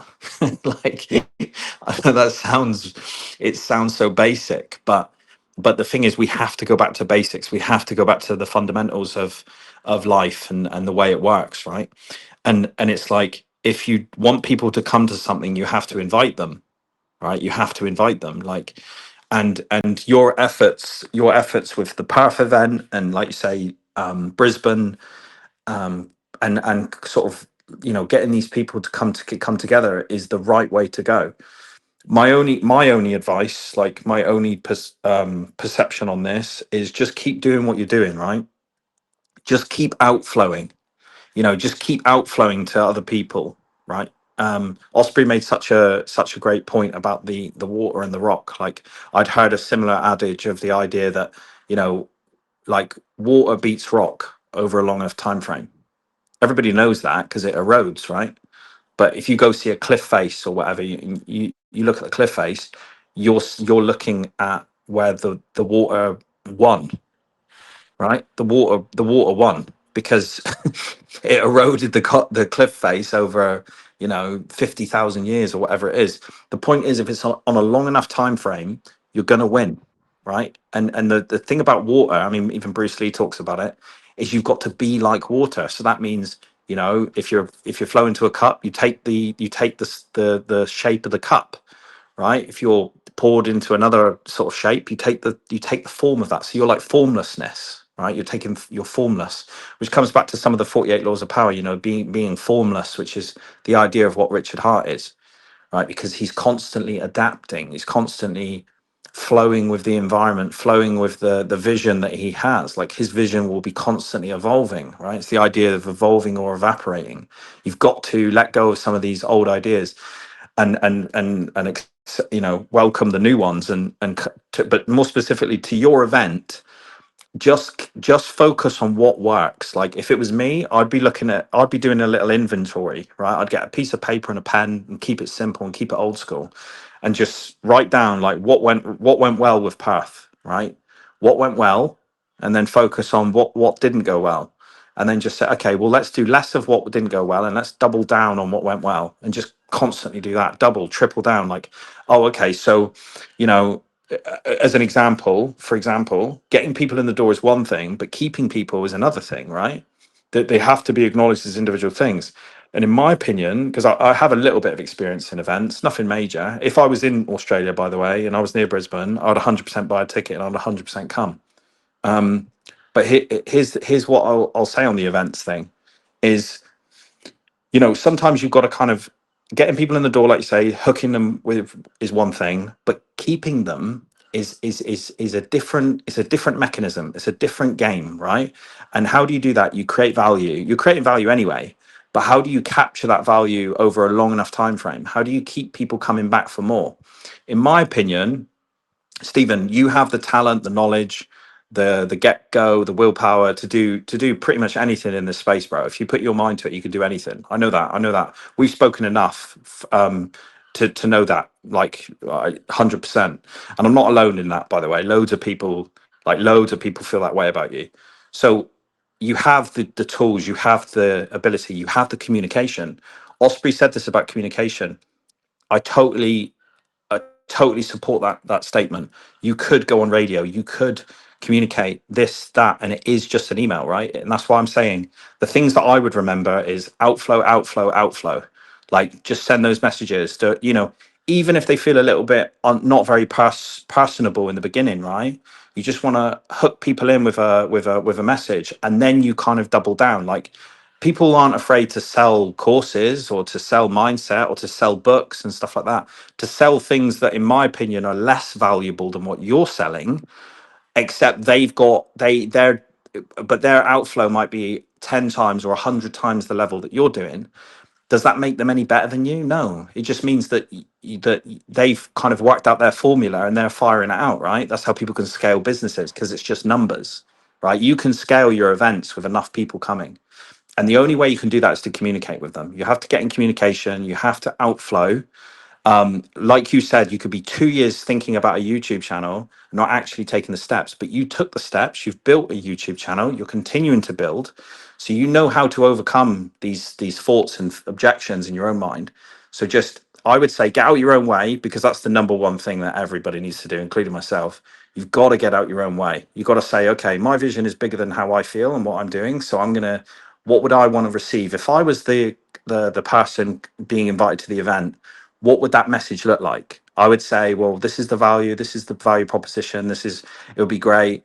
It's no pressure. You also want people to feel like there's no pressure, like people can just kind of turn up, pay, 20 quid for the ticket, whatever the price is, and just come along and have fun and network, and free coffee or whatever it is that part of that experience. But also keeping people, this is the bit that I wanted to talk about.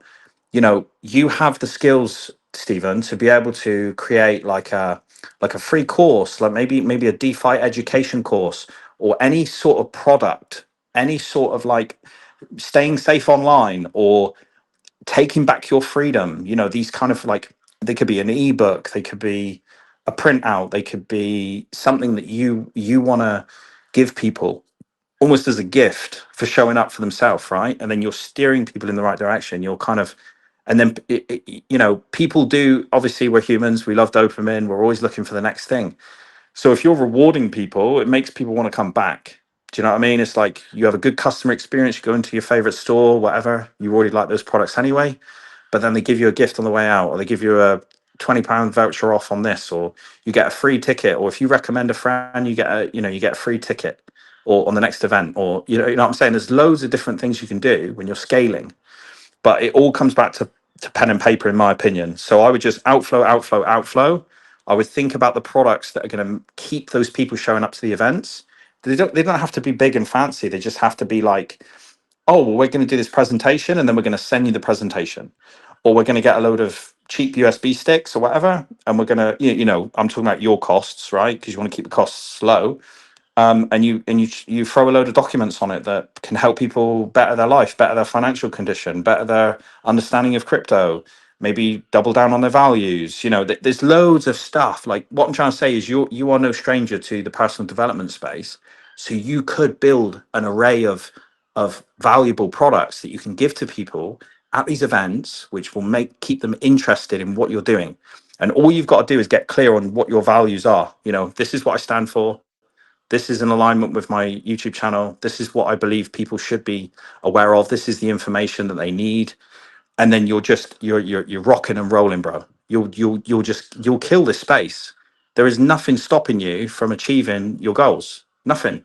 No one, not one human, nothing but your own sort of mind, right? You talked about it earlier about your mind, and we get in our own way. But you have the power, and it's personal power. You can get out of your own way. So, in my opinion, just keep doing what you're doing. Double down. If anything, just be more aggressive with your own actions. You know, you can be you can be, because kindness, you can be kind and be aggressive in action. There's nothing stopping you. You're allowed to communicate. It's a human right, spiritually, economically, biologically, everything. You have the ability to communicate. You should exert that ability. But yeah, I would just keep doing what you're doing and keep help flowing.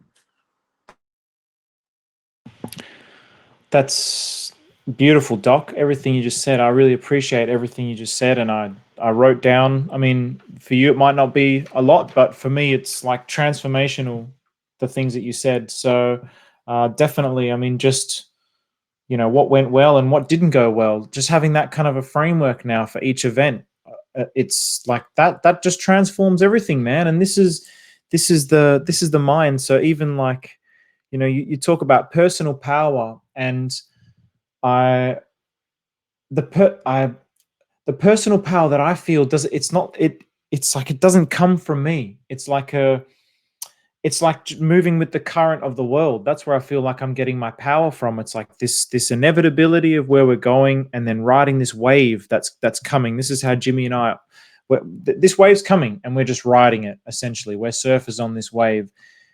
But everything you said, man, yeah, like even the freebies after the event, I think that was one thing that I intended to do after the Perth event. But yeah, that was when I kind of fell into my own darkness, and everything just kind of falls by the wayside, as we've had those discussions before. But I definitely aim to not do that for this particular one, and it's cool that I've actually started doing some of those things that you suggested as well. So I feel like I'm definitely moving in the right direction.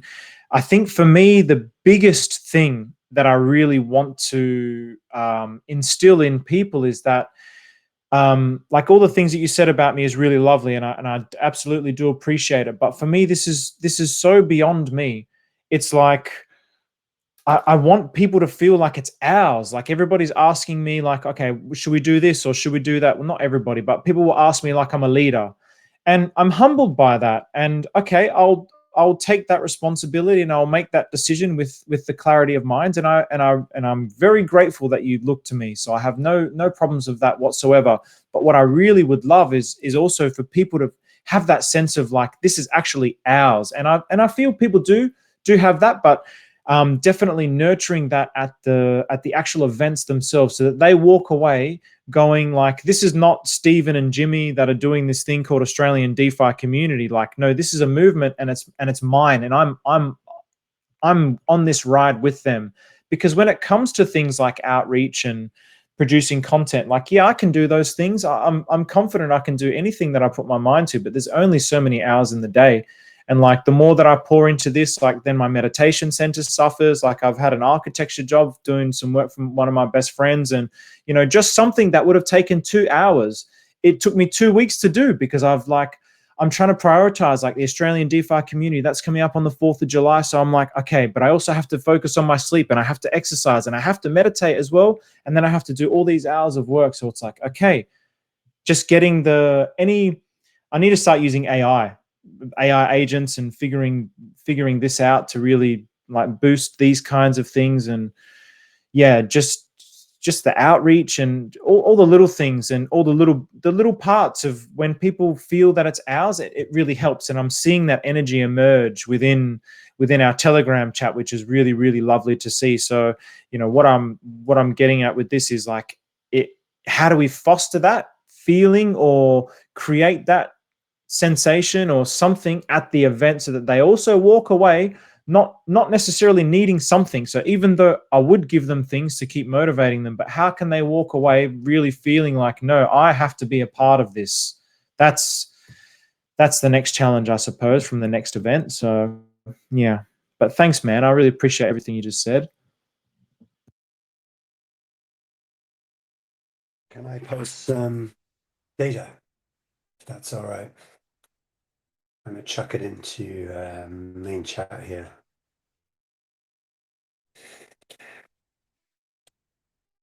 And I'll explain a bit about it.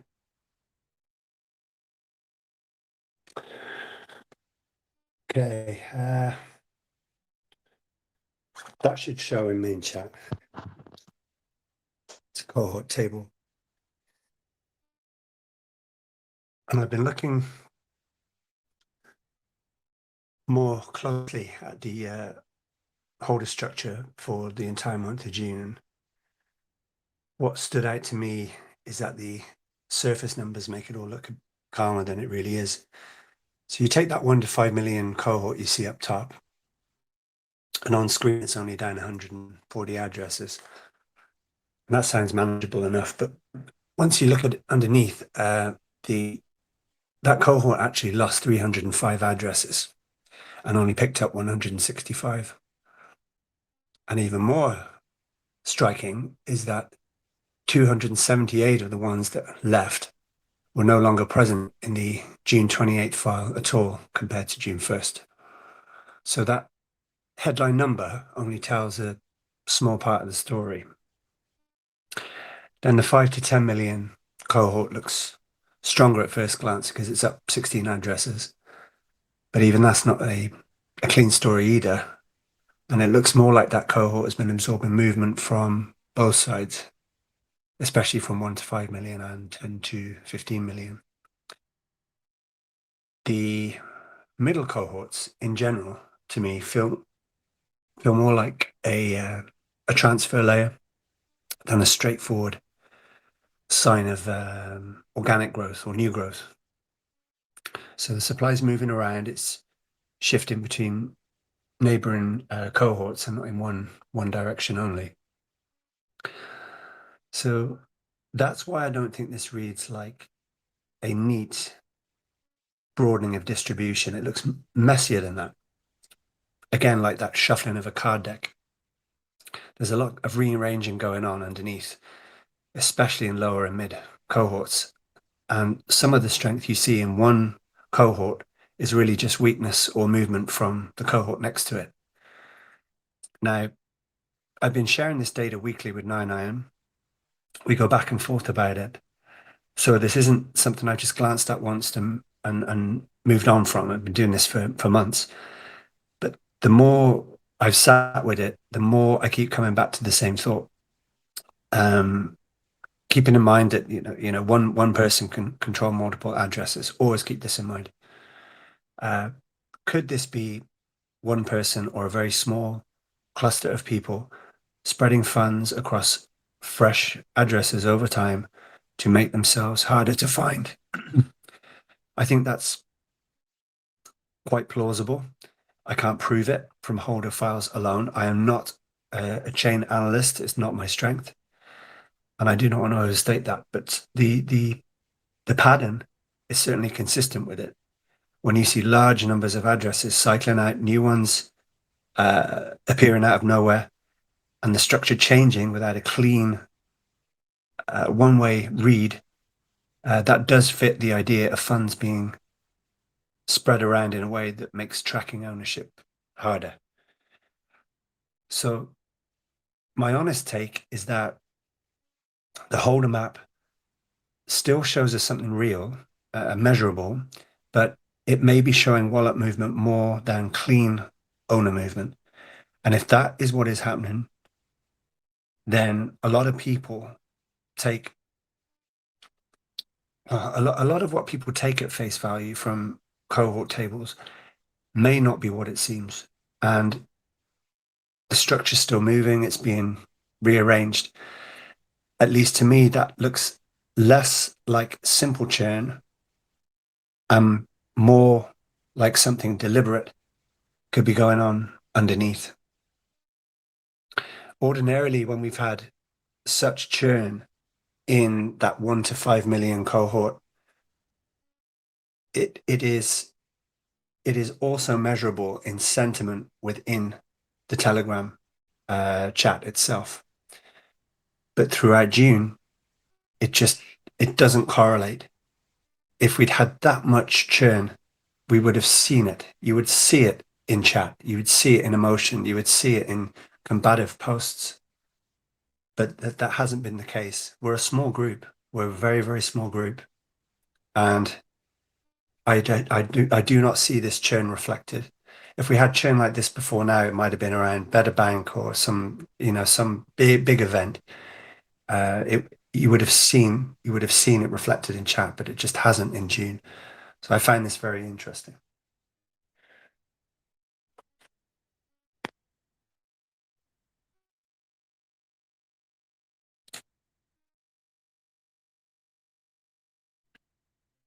We've kind of moved from philosophy and spiritual to data, but that's the nature of things.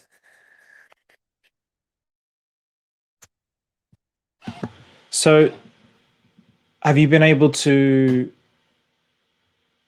guesstimate based on the trends how many holders you think PDI might have? I mean, your thesis there is that essentially that there's large holders trying to spread their funds out.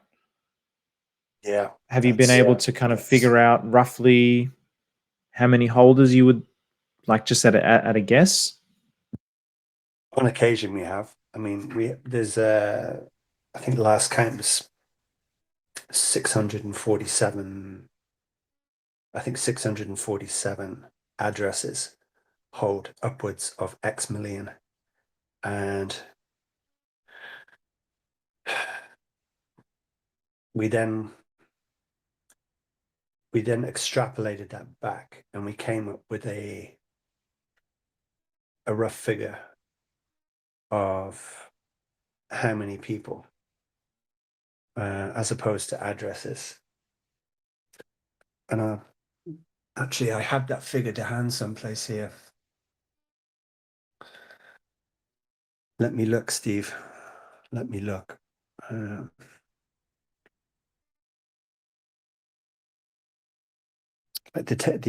idea is, like, the working theory is that when this distribution begins to dwindle, when it gets very static, then we would theoretically be at a point of the next phase, if you catch my drift. Let me find this.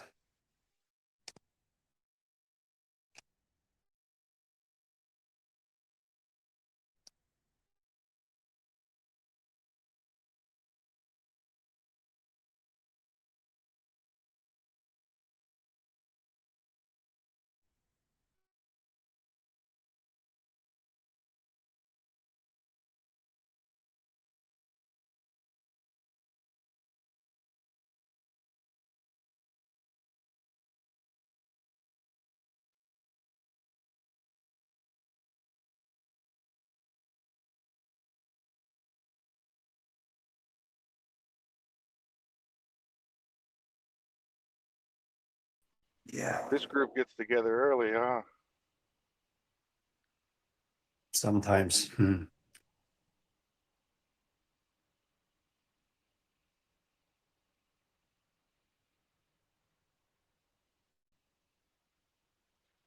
What's going on? Good man. We're discussing all sorts today. A lot about, well, it's been recorded, so listen back for anybody who's missed out on some today. Please listen back, because there's been some great discussion points.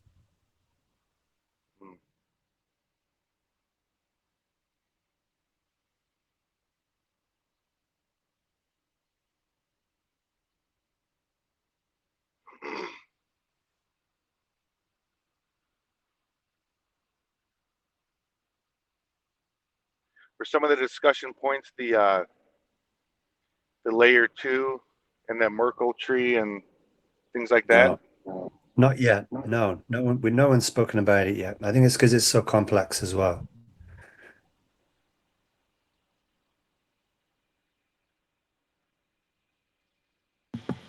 Moonboot, what's up, bro? Hi, Steve. How you doing?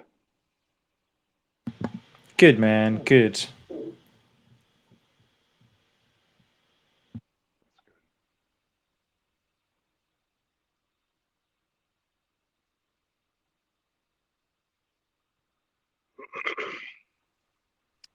Yeah, I have it here, Steve. So we looked at, I'll read it verbatim. It was all based on the idea that, if pioneers, okay, if pioneers in quotes control 80-90% of the 44 billion supply, then that means roughly 35 to 39 billion DAI sits under pioneer control. And if that supply is spread across many wallets, many addresses, it would make obvious sense for security, privacy, risk distribution. Then a very, very large part of the holder map is theoretically pioneer controlled. So it means, or it matters even that the cohort tables are mixing together. They're mixing together the ordinary holder activity, the theory of pioneer wallet shuffling, internal redistribution, people just risk splitting. I think a lot of us do that. And and equally as important, actual market reactions. So, while the tables are still real at address level, they're not a clean weather vane for ordinary holder sentiment. If a meaningful share of the address map belongs to early large holders spread across many addresses. So right now, something like 650 plus addresses are holding 10 million plus DAI. But that's an address count, not a head count. And what we did, a couple of us tried to attach a reasonable wallet to human heuristic head count. But if Pioneer supply itself is spread across a large number of addresses, then the number of ordinary non-Pioneer individuals inside that 10 million plus structure could be far lower again. And you've got to sit back and think about that. I mean, that's a reality of things. If this Pioneer theory is true, it feels like it, So if Pioneer controlled 10 million plus addresses, averaged 75 million each, that would imply roughly 460, 470. I don't know, say somewhere between 470 and 550 Pioneer addresses, leaving only about 130 to 190 non-Pioneer 10 million plus addresses. And those are still just addresses, not people. So, if ordinary holders split across wallets, the number of actual non-Pioneer people holding 10 million plus could theoretically be in the dozens or low hundreds, not anywhere near the raw 650 plus address figure. And that's part of the reason why I stopped posting the address distribution as frequently. I think if you look at the top of your Telegram screen, I know it says how many people are online. I know how it says something like how many people are active, some figure at the top anyway, but it actually runs true to this theory that we are far, far smaller than we believe. I think the Telegram activity is representative of the real nature of the raw address figure. I think we are hundreds. I think we are hundreds, and not much more, of real individuals, notwithstanding this pioneer control theory. I hope that makes sense. I have a post about it. I'll link you to it if you want to read. Wow. So there's a lot less than I would have expected. Yeah.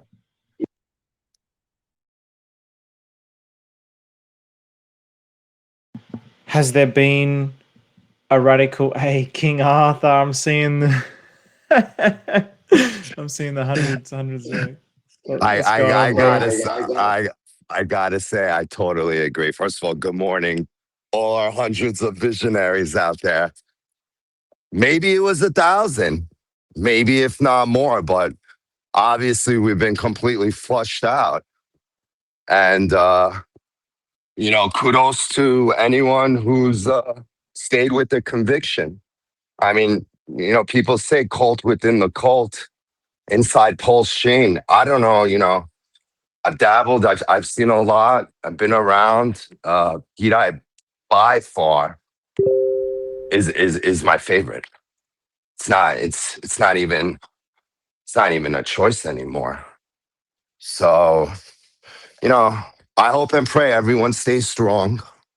And obviously, it's been challenging. And, I'm lucky because my faith is with Christ. And I'm going to throw him in there because everything in my life revolves around him. So without him, perhaps I would sell. Perhaps I'd be completely out of crypto. Who knows? But, I hope everyone realizes, it's not only about financials. To me, more than anything, health and happiness comes first. And then, with faith, things will develop. Obviously, we've been waiting for 5 years for those that have been in it this long. And, I got people, friends in finance, people in gold, people in real estate. And you know what? Eventually the tide's gonna turn, especially if you've seen a couple cycles. It's gut wrenching. It's a lot. It's a lot to deal with through the years and what we've gone through. From launch to other cryptos. I mean, everything is down. With the alts. So if you put that to perspective and everything, we should feel good. There's a lot of good stuff with PDAI. I mean, I feel so bullish. I mean, times like this where everyone's completely down and out makes me even more bullish than anything. So yeah, positivity and prayers to everyone in this group and continued faith.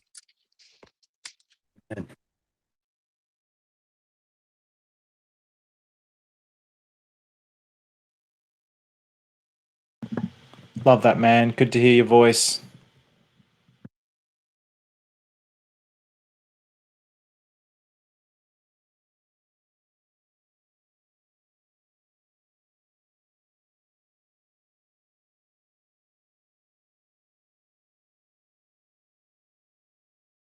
Stephen, I might wind it up. It's probably getting late your side of the world.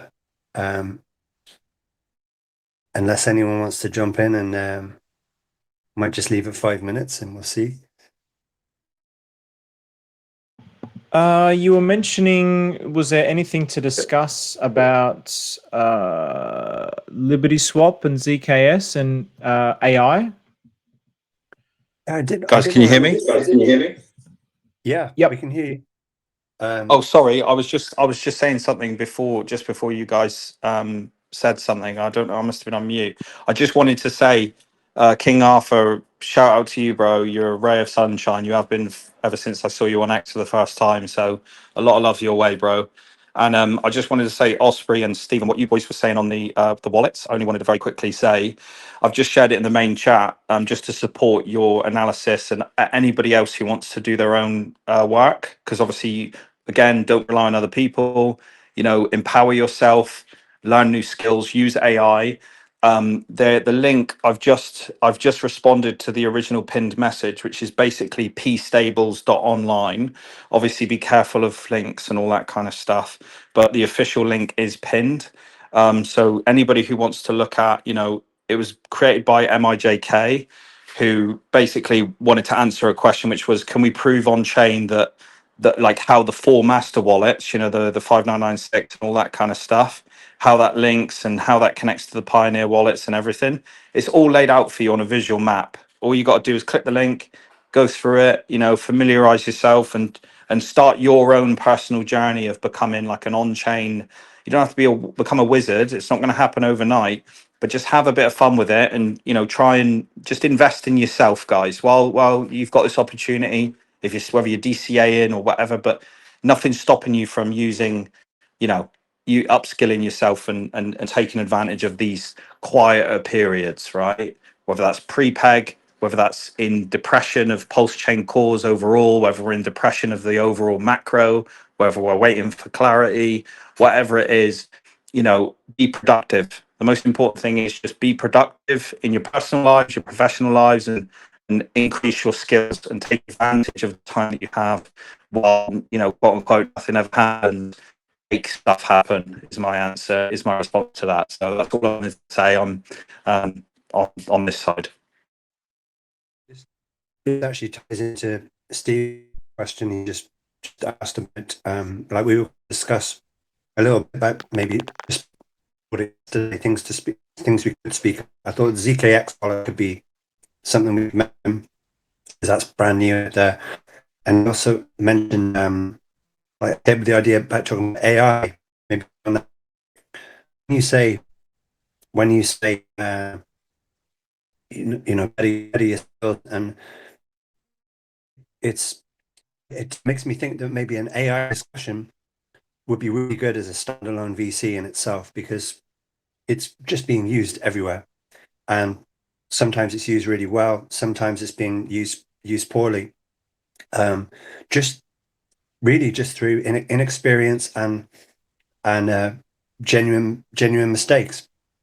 I think the AI topic would make for a good standalone VC, and there's two or three people in our community which I think they're making really good use of it. You're one of them, and I think Stephen is very proficient too, and I also think Bavarian is very proficient. And if we could somehow, you know, the three of you guys could jump on a VC, and we could help others understand the tools a little better, while not necessarily, you know, framing it all at DAI. We could just talk about the pitfalls you found yourselves in and how to avoid them, which tools to use, how to ask better questions, how to. I mean, I don't know. I'm green as grass to it as well, so I would benefit from it. So maybe it's a better question answered as a standalone VC in itself. What do you think of that? Absolutely. I'm in. Count me in. I'd love to, because AI is a fantastic tool, right? But if you don't know what you're doing, it's useless. So you have to tailor your experience. You have to learn how to use it, how to use it effectively, how to keep it reliable, how to tailor it so that it responds to you, so your learning style. I'm more than happy to jump in with you guys and do that. No problem on my side. Yeah, I'd love to as well. And I'm not sure how much I'd be able to contribute, but I would certainly love to. And if anyone is an expert out there with AI agents as well, I'd definitely love to get that discussion going as well. That's what we'll do. I think we'll do that for the depending on how our outreach for the Clarity App VC goes this week. Like I've got two invitations out there now, and fingers crossed. I'm I'd like to think one of them bites, and it'll help us tremendously get that VC started. And we'll build that to their schedule as well, by the way. So it could be an awkward time, but at least it'll be recorded, and it will benefit everyone when they listen back. So depending on what happens with that, let's say we go for this AI one next, and if the Clarity app one comes in the meantime, we'll just push the AI one out another week. So Makes here and perfect now, sense. yeah, let's make the AI one up next, and I think that would be fascinating.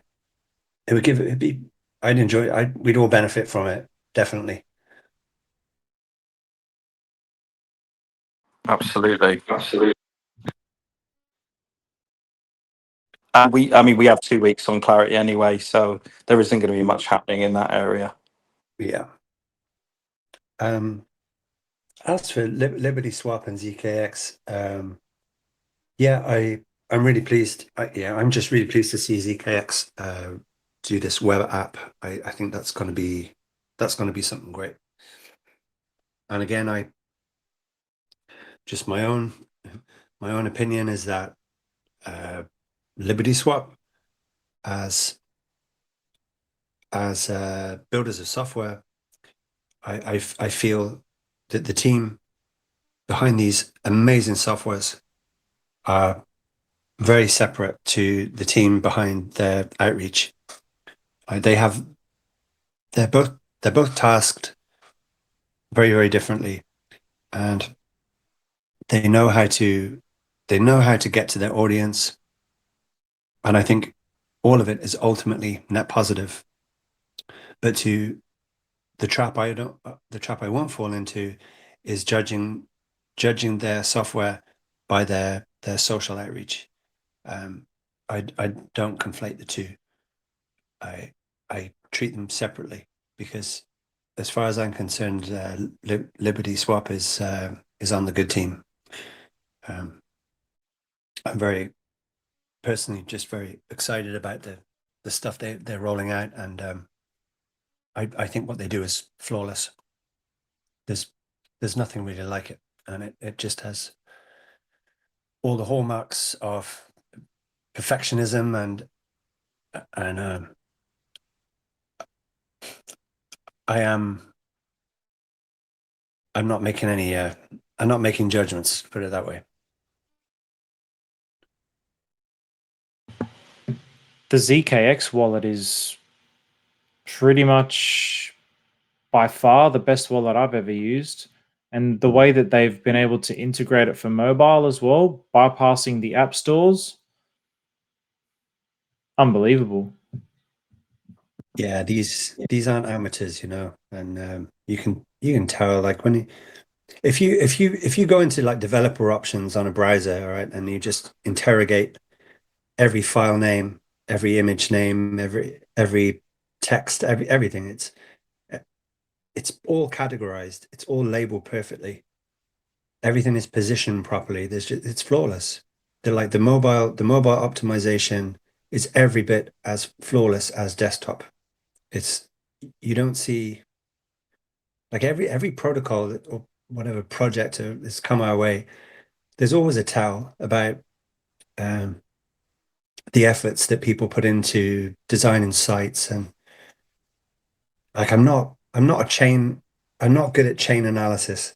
I've been trying for a very long time, and I've improved slightly, but I don't have a lot to go on when it comes to that. I'm more of a person that just looks at patterns. I look at patterns a lot, and I look at how things are put together. And when I see what these websites are like, it's there's always a tell. But Liberty Swap and PulseX and PulseChain.com, you look at these sites, through developer options, everyone can look for themselves, and it's just flawless. To be at that level and consistently, that takes really, really good, dedicated people, and that inspires confidence. So again, that only magnifies my point, selfishly somewhat, that the social outreach and the developer side of things are two very different teams tasked with two very, very different missions. Yeah.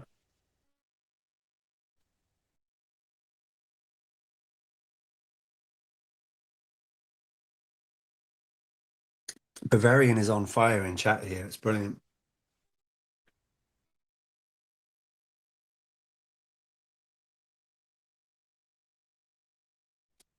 I think what I'll do is maybe we contact Bavarian and ask would he be interested in talking about how to use AI and the pitfalls he's found. We don't need to grill him about his understanding of what's happening with DAI, but I don't want to put him in a corner either, because he's working very hard, but he could be a great source of feedback around how to use AI well. So if you're listening, Bavarian, I might get in touch and just ask you properly one-to-one if you'd be interested. But I am listening. oh, cool. Yeah, no one wants to corner you. Like, you have an excellent understanding of the tools, and I think more over what's going on. But I'm more interested for that VC that we're trying to sort of put together roughly here. That you might have a chat, give some input about how you've how you've managed with AI over the last year or two, and where you think people can improve, and what to watch out for. That would be awesome. Yeah, I can do this. The question is always kind of the level of all the participants, because should it be something in general starting point, or should we dig deeper? Because I also give trainings on this topic for companies, for example, and it's so that the level of knowledge is very so differs a lot. You know what I mean? Yeah, I think always better to start at a point of general understanding. I think a lot of people, like, they know how to find the websites, they know how to punch stuff into it, and but I think if you're training people, then you probably already know some of the questions people would ask, depending on what environment you're training in. But maybe if we can go from that standpoint, not necessarily the brand new to AI, but people who are looking to improve their skills. Like, everyone here is pretty computer efficient, maybe we come at it from that standpoint. Mm-hmm. When is this call next week? Yeah, how about Tuesday next, same sort of time? Would that suit you? Just a second.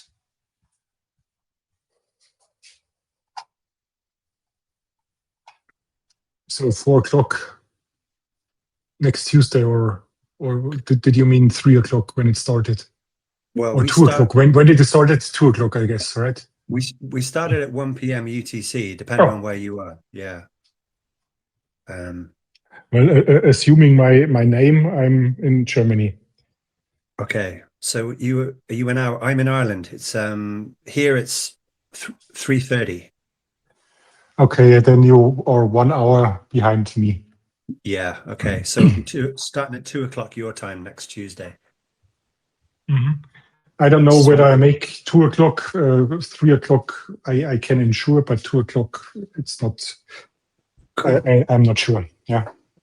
All right. Well, we'll put it on and jump in. I mean, we'll go for a couple of 3 hours like we normally do. So just, we'll structure it and we'll work around you. That's no problem at all. Yeah, looking forward to it. Yeah, we'd appreciate it. Thank you very much. Really appreciate it. Hey guys, can I ask a quick question? Go ahead. No. Hey Bavarian, thanks for all your research and everything. It's really insightful, and I'm just always trying to catch up with the alpha that you drop. But I was just curious before, before the next call, if you could just give me like maybe 2 or 3 topics that I could search and read up on that would help me understand certain things, certain aspects of information that you share in the Telegram. You mean in terms of AI or in terms of blockchain? In terms of blockchain. Okay.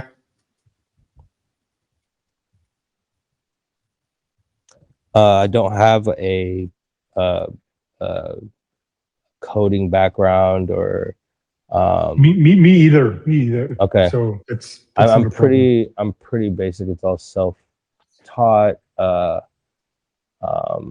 have kind of, I guess you could say, like a basic understanding of liquidity pools and blockchain and cryptography, but a lot of it is through just conversation with people around me. So when it comes to like more technical terms, I'm not really. It'd be interesting to go get a book or be able to know what to search for, if that makes sense. The best advice I can give you is start at the birth of PulseChain. Okay. So when the fork happened, what kind of protocols and systems have been forked, and then you go through the list of protocols, DeFi protocols, where the snapshot was made, and then you try to understand on the Ethereum side what those protocols are for and what they are capable of and how they work. So I started. Got it. So first of all, you have to understand the protocols and the systems, because only then you might be able to understand what they are building. Without knowing the protocols and the systems, you never will understand what the pioneers are building. Got it. And do you suggest I use AI for this? If you want the research do in a quick way, then yes. Otherwise, I think you need, I don't know, 1 year, 2 years of research. Okay. By then, the pack already happened, and it's not necessary anymore. You know what I mean? So Yeah, I mean, it better happen. Right on. Thank you. So, the protocols that were forked and taken in the snapshot when PulseChain launched. yes, because it's important what kind of protocols have been forked and were frozen. Yeah. And then you make one step Sure. after another with the protocols, but the deep knowledge for the protocols is necessary. Sure. Yeah, that's helpful. Thank you very much. Otherwise, you are just another little baby scorn, Right on. No, yeah, that'll be good for me because when I sacrificed it was I didn't really even care to know anything about crypto in general. A friend of mine kind of told me about it, and he was watching all the live streams and stuff from Richard Hart. And it wasn't until about a year ago where I was like, I wonder whatever happened to that project. I was like, was it a scam? Maybe it was a scam. And I started watching videos, and I saw the price was just all the way down. So I was like, oh my God, maybe it was a scam. So I tried to start doing research, like why it was a scam.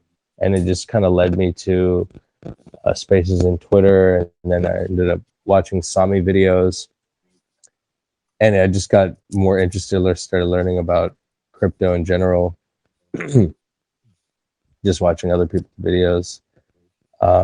So I never really actually, I skipped the whole beginning part. So that's very good advice. Thank you very much. Mm-hmm. And to be clear, up to this point, I mean, you can't really blame those guys who don't support the theories. Why?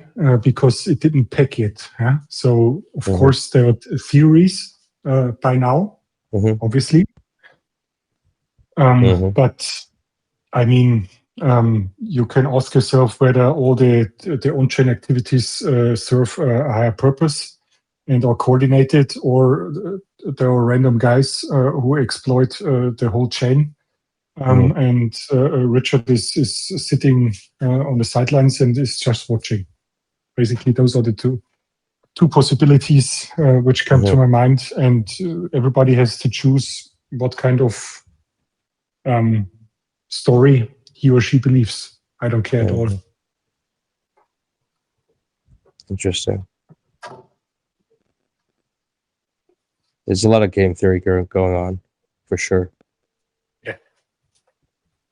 It's good that you would come to DAI through a place of skepticism too, because that is part of the journey. That's the way it should be. We should start from the bottom up.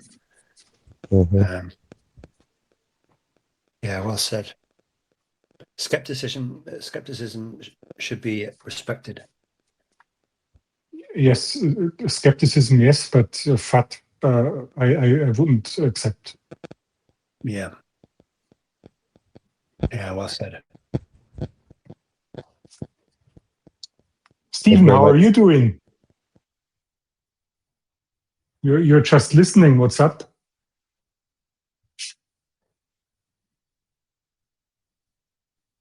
He doesn't speak to me anymore. I can understand him. Sorry, I was in the kitchen. Sorry, I'm just getting things ready. Sorry, I'm doing good, man. I'm listening. I'm hearing what you're saying, which is really nice. It's nice to hear your voice. I'm doing very well, thank you. How are you? Fine as well. Everything's good. Good to see progress on the chain, right? Yeah, good to see. Yeah, I mean, I couldn't be any more optimistic about the direction this blockchain is moving.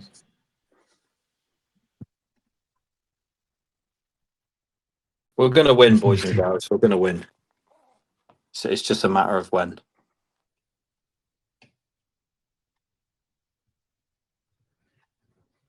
Sir. Yes, sir. Didn't we win already? I mean, we're not at zero. We started at zero. We've DCA'd. Our coins are probably a lot more than what they were at 3.5 cents. I mean, technically, I feel, our community's here to stay. We won. We won. Well, we've certainly smashed the Cardano guys, right? Yeah, bro. Yeah. I mean, it's just a matter of, I mean, Richard hasn't even warmed up yet. Do you know what I mean? It's like we're just building the infrastructure at this point for the true glory to come. But as you said, King Arthur, like we have won already. I mean, I feel like I've won. I'm just waiting for us to I'm just enjoying the journey. Like I'm not in any rush. That's the thing. Like some people are in a rush. I'm not in a rush because I know, I'm a spiritual person too, by the way, bro. So when you said about Christ, that resonates.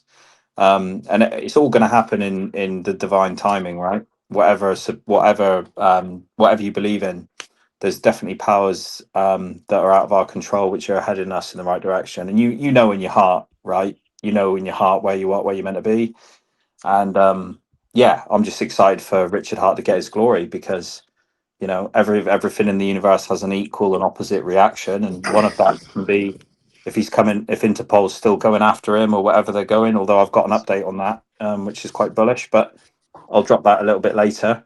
But yeah, basically we're going to win. We're winning already, and we're going to win so much harder than we are now. And Cardano, XRP, Tron, and all that, we will be in the same conversation as them next cycle. So all glory, it's coming. I love what you said, and I just want to say, I got love for everyone. Obviously, my spiritual side, I'm working on it daily. Doesn't mean I haven't figured it out, but I know Steven said that, and I got love for you, Steven. And I know you said, we die, we're dead. We're not dead. Technically, we fall asleep, and technically, I believe in resurrection.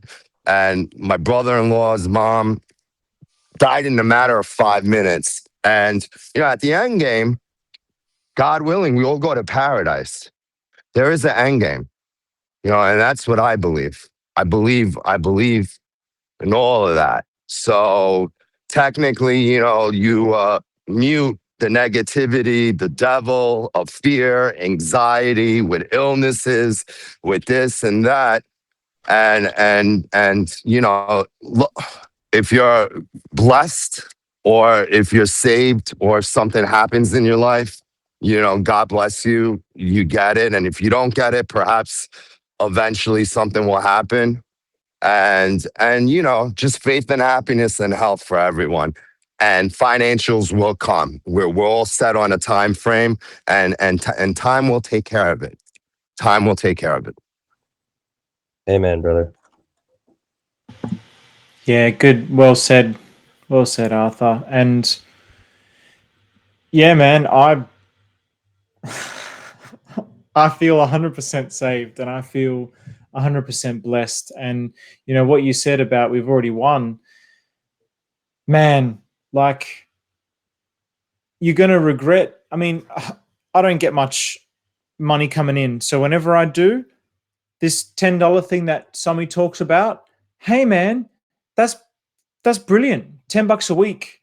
You're gonna be regretting when this ends up hitting $1. It's like, damn, I wish I was able to accumulate more. You know, the mindset is people are gonna flip out in a different way. Then maybe people flipping out now, like, when's it gonna get to $1? And then once it gets to $1, there's gonna be a section of the community that's like, damn, I wish it was still lower so I could have accumulated more, because I can never, ever, ever get that amount of tokens again now because it's worth so much. And you know, when that happens, I really want to be careful with all the hate and the mockery that's been around us through these circles and everyone. You know, when our time comes again, it's like, I don't want to go that route. I don't want to be like, you know, I told you so, etc. Because you know what? Once pride comes in and kicks in, you know, just like when INC was $80 and our whole chain launch, and you know, we thought we would multiply 20, 30x, and we came crashing down. So there got to be a point where we can't let pride get to us, especially when we peg or we go to 10 cents or whatever it is, because the hate is always going to be there. And the hate has been beyond, especially towards us. And it's best, I feel like, to mute it and, you know, to shine with love. That's the most important time to be humble. Oh man, yeah.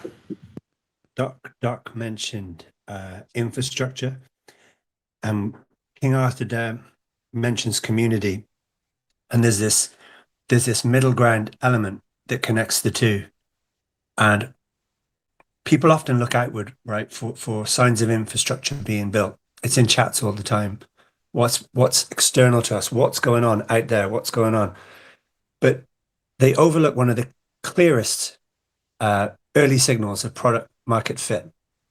And that's a community that keeps showing up, that keeps learning, keeps conviction, and keeps carrying the idea forward.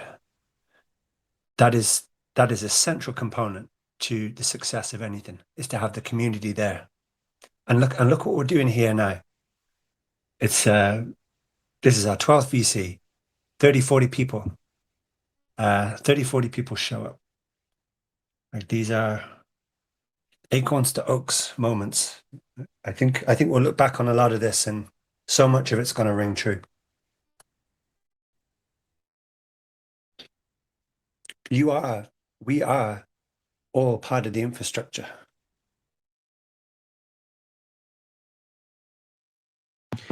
Yeah, well said.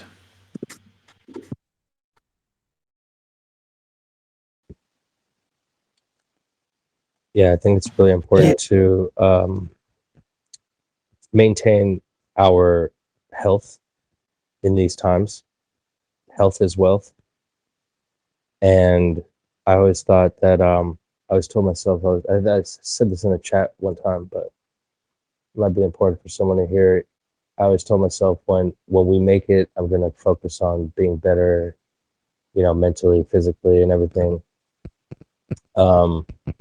and woke up maybe 2 months ago. I was losing it, and decided to just do it now.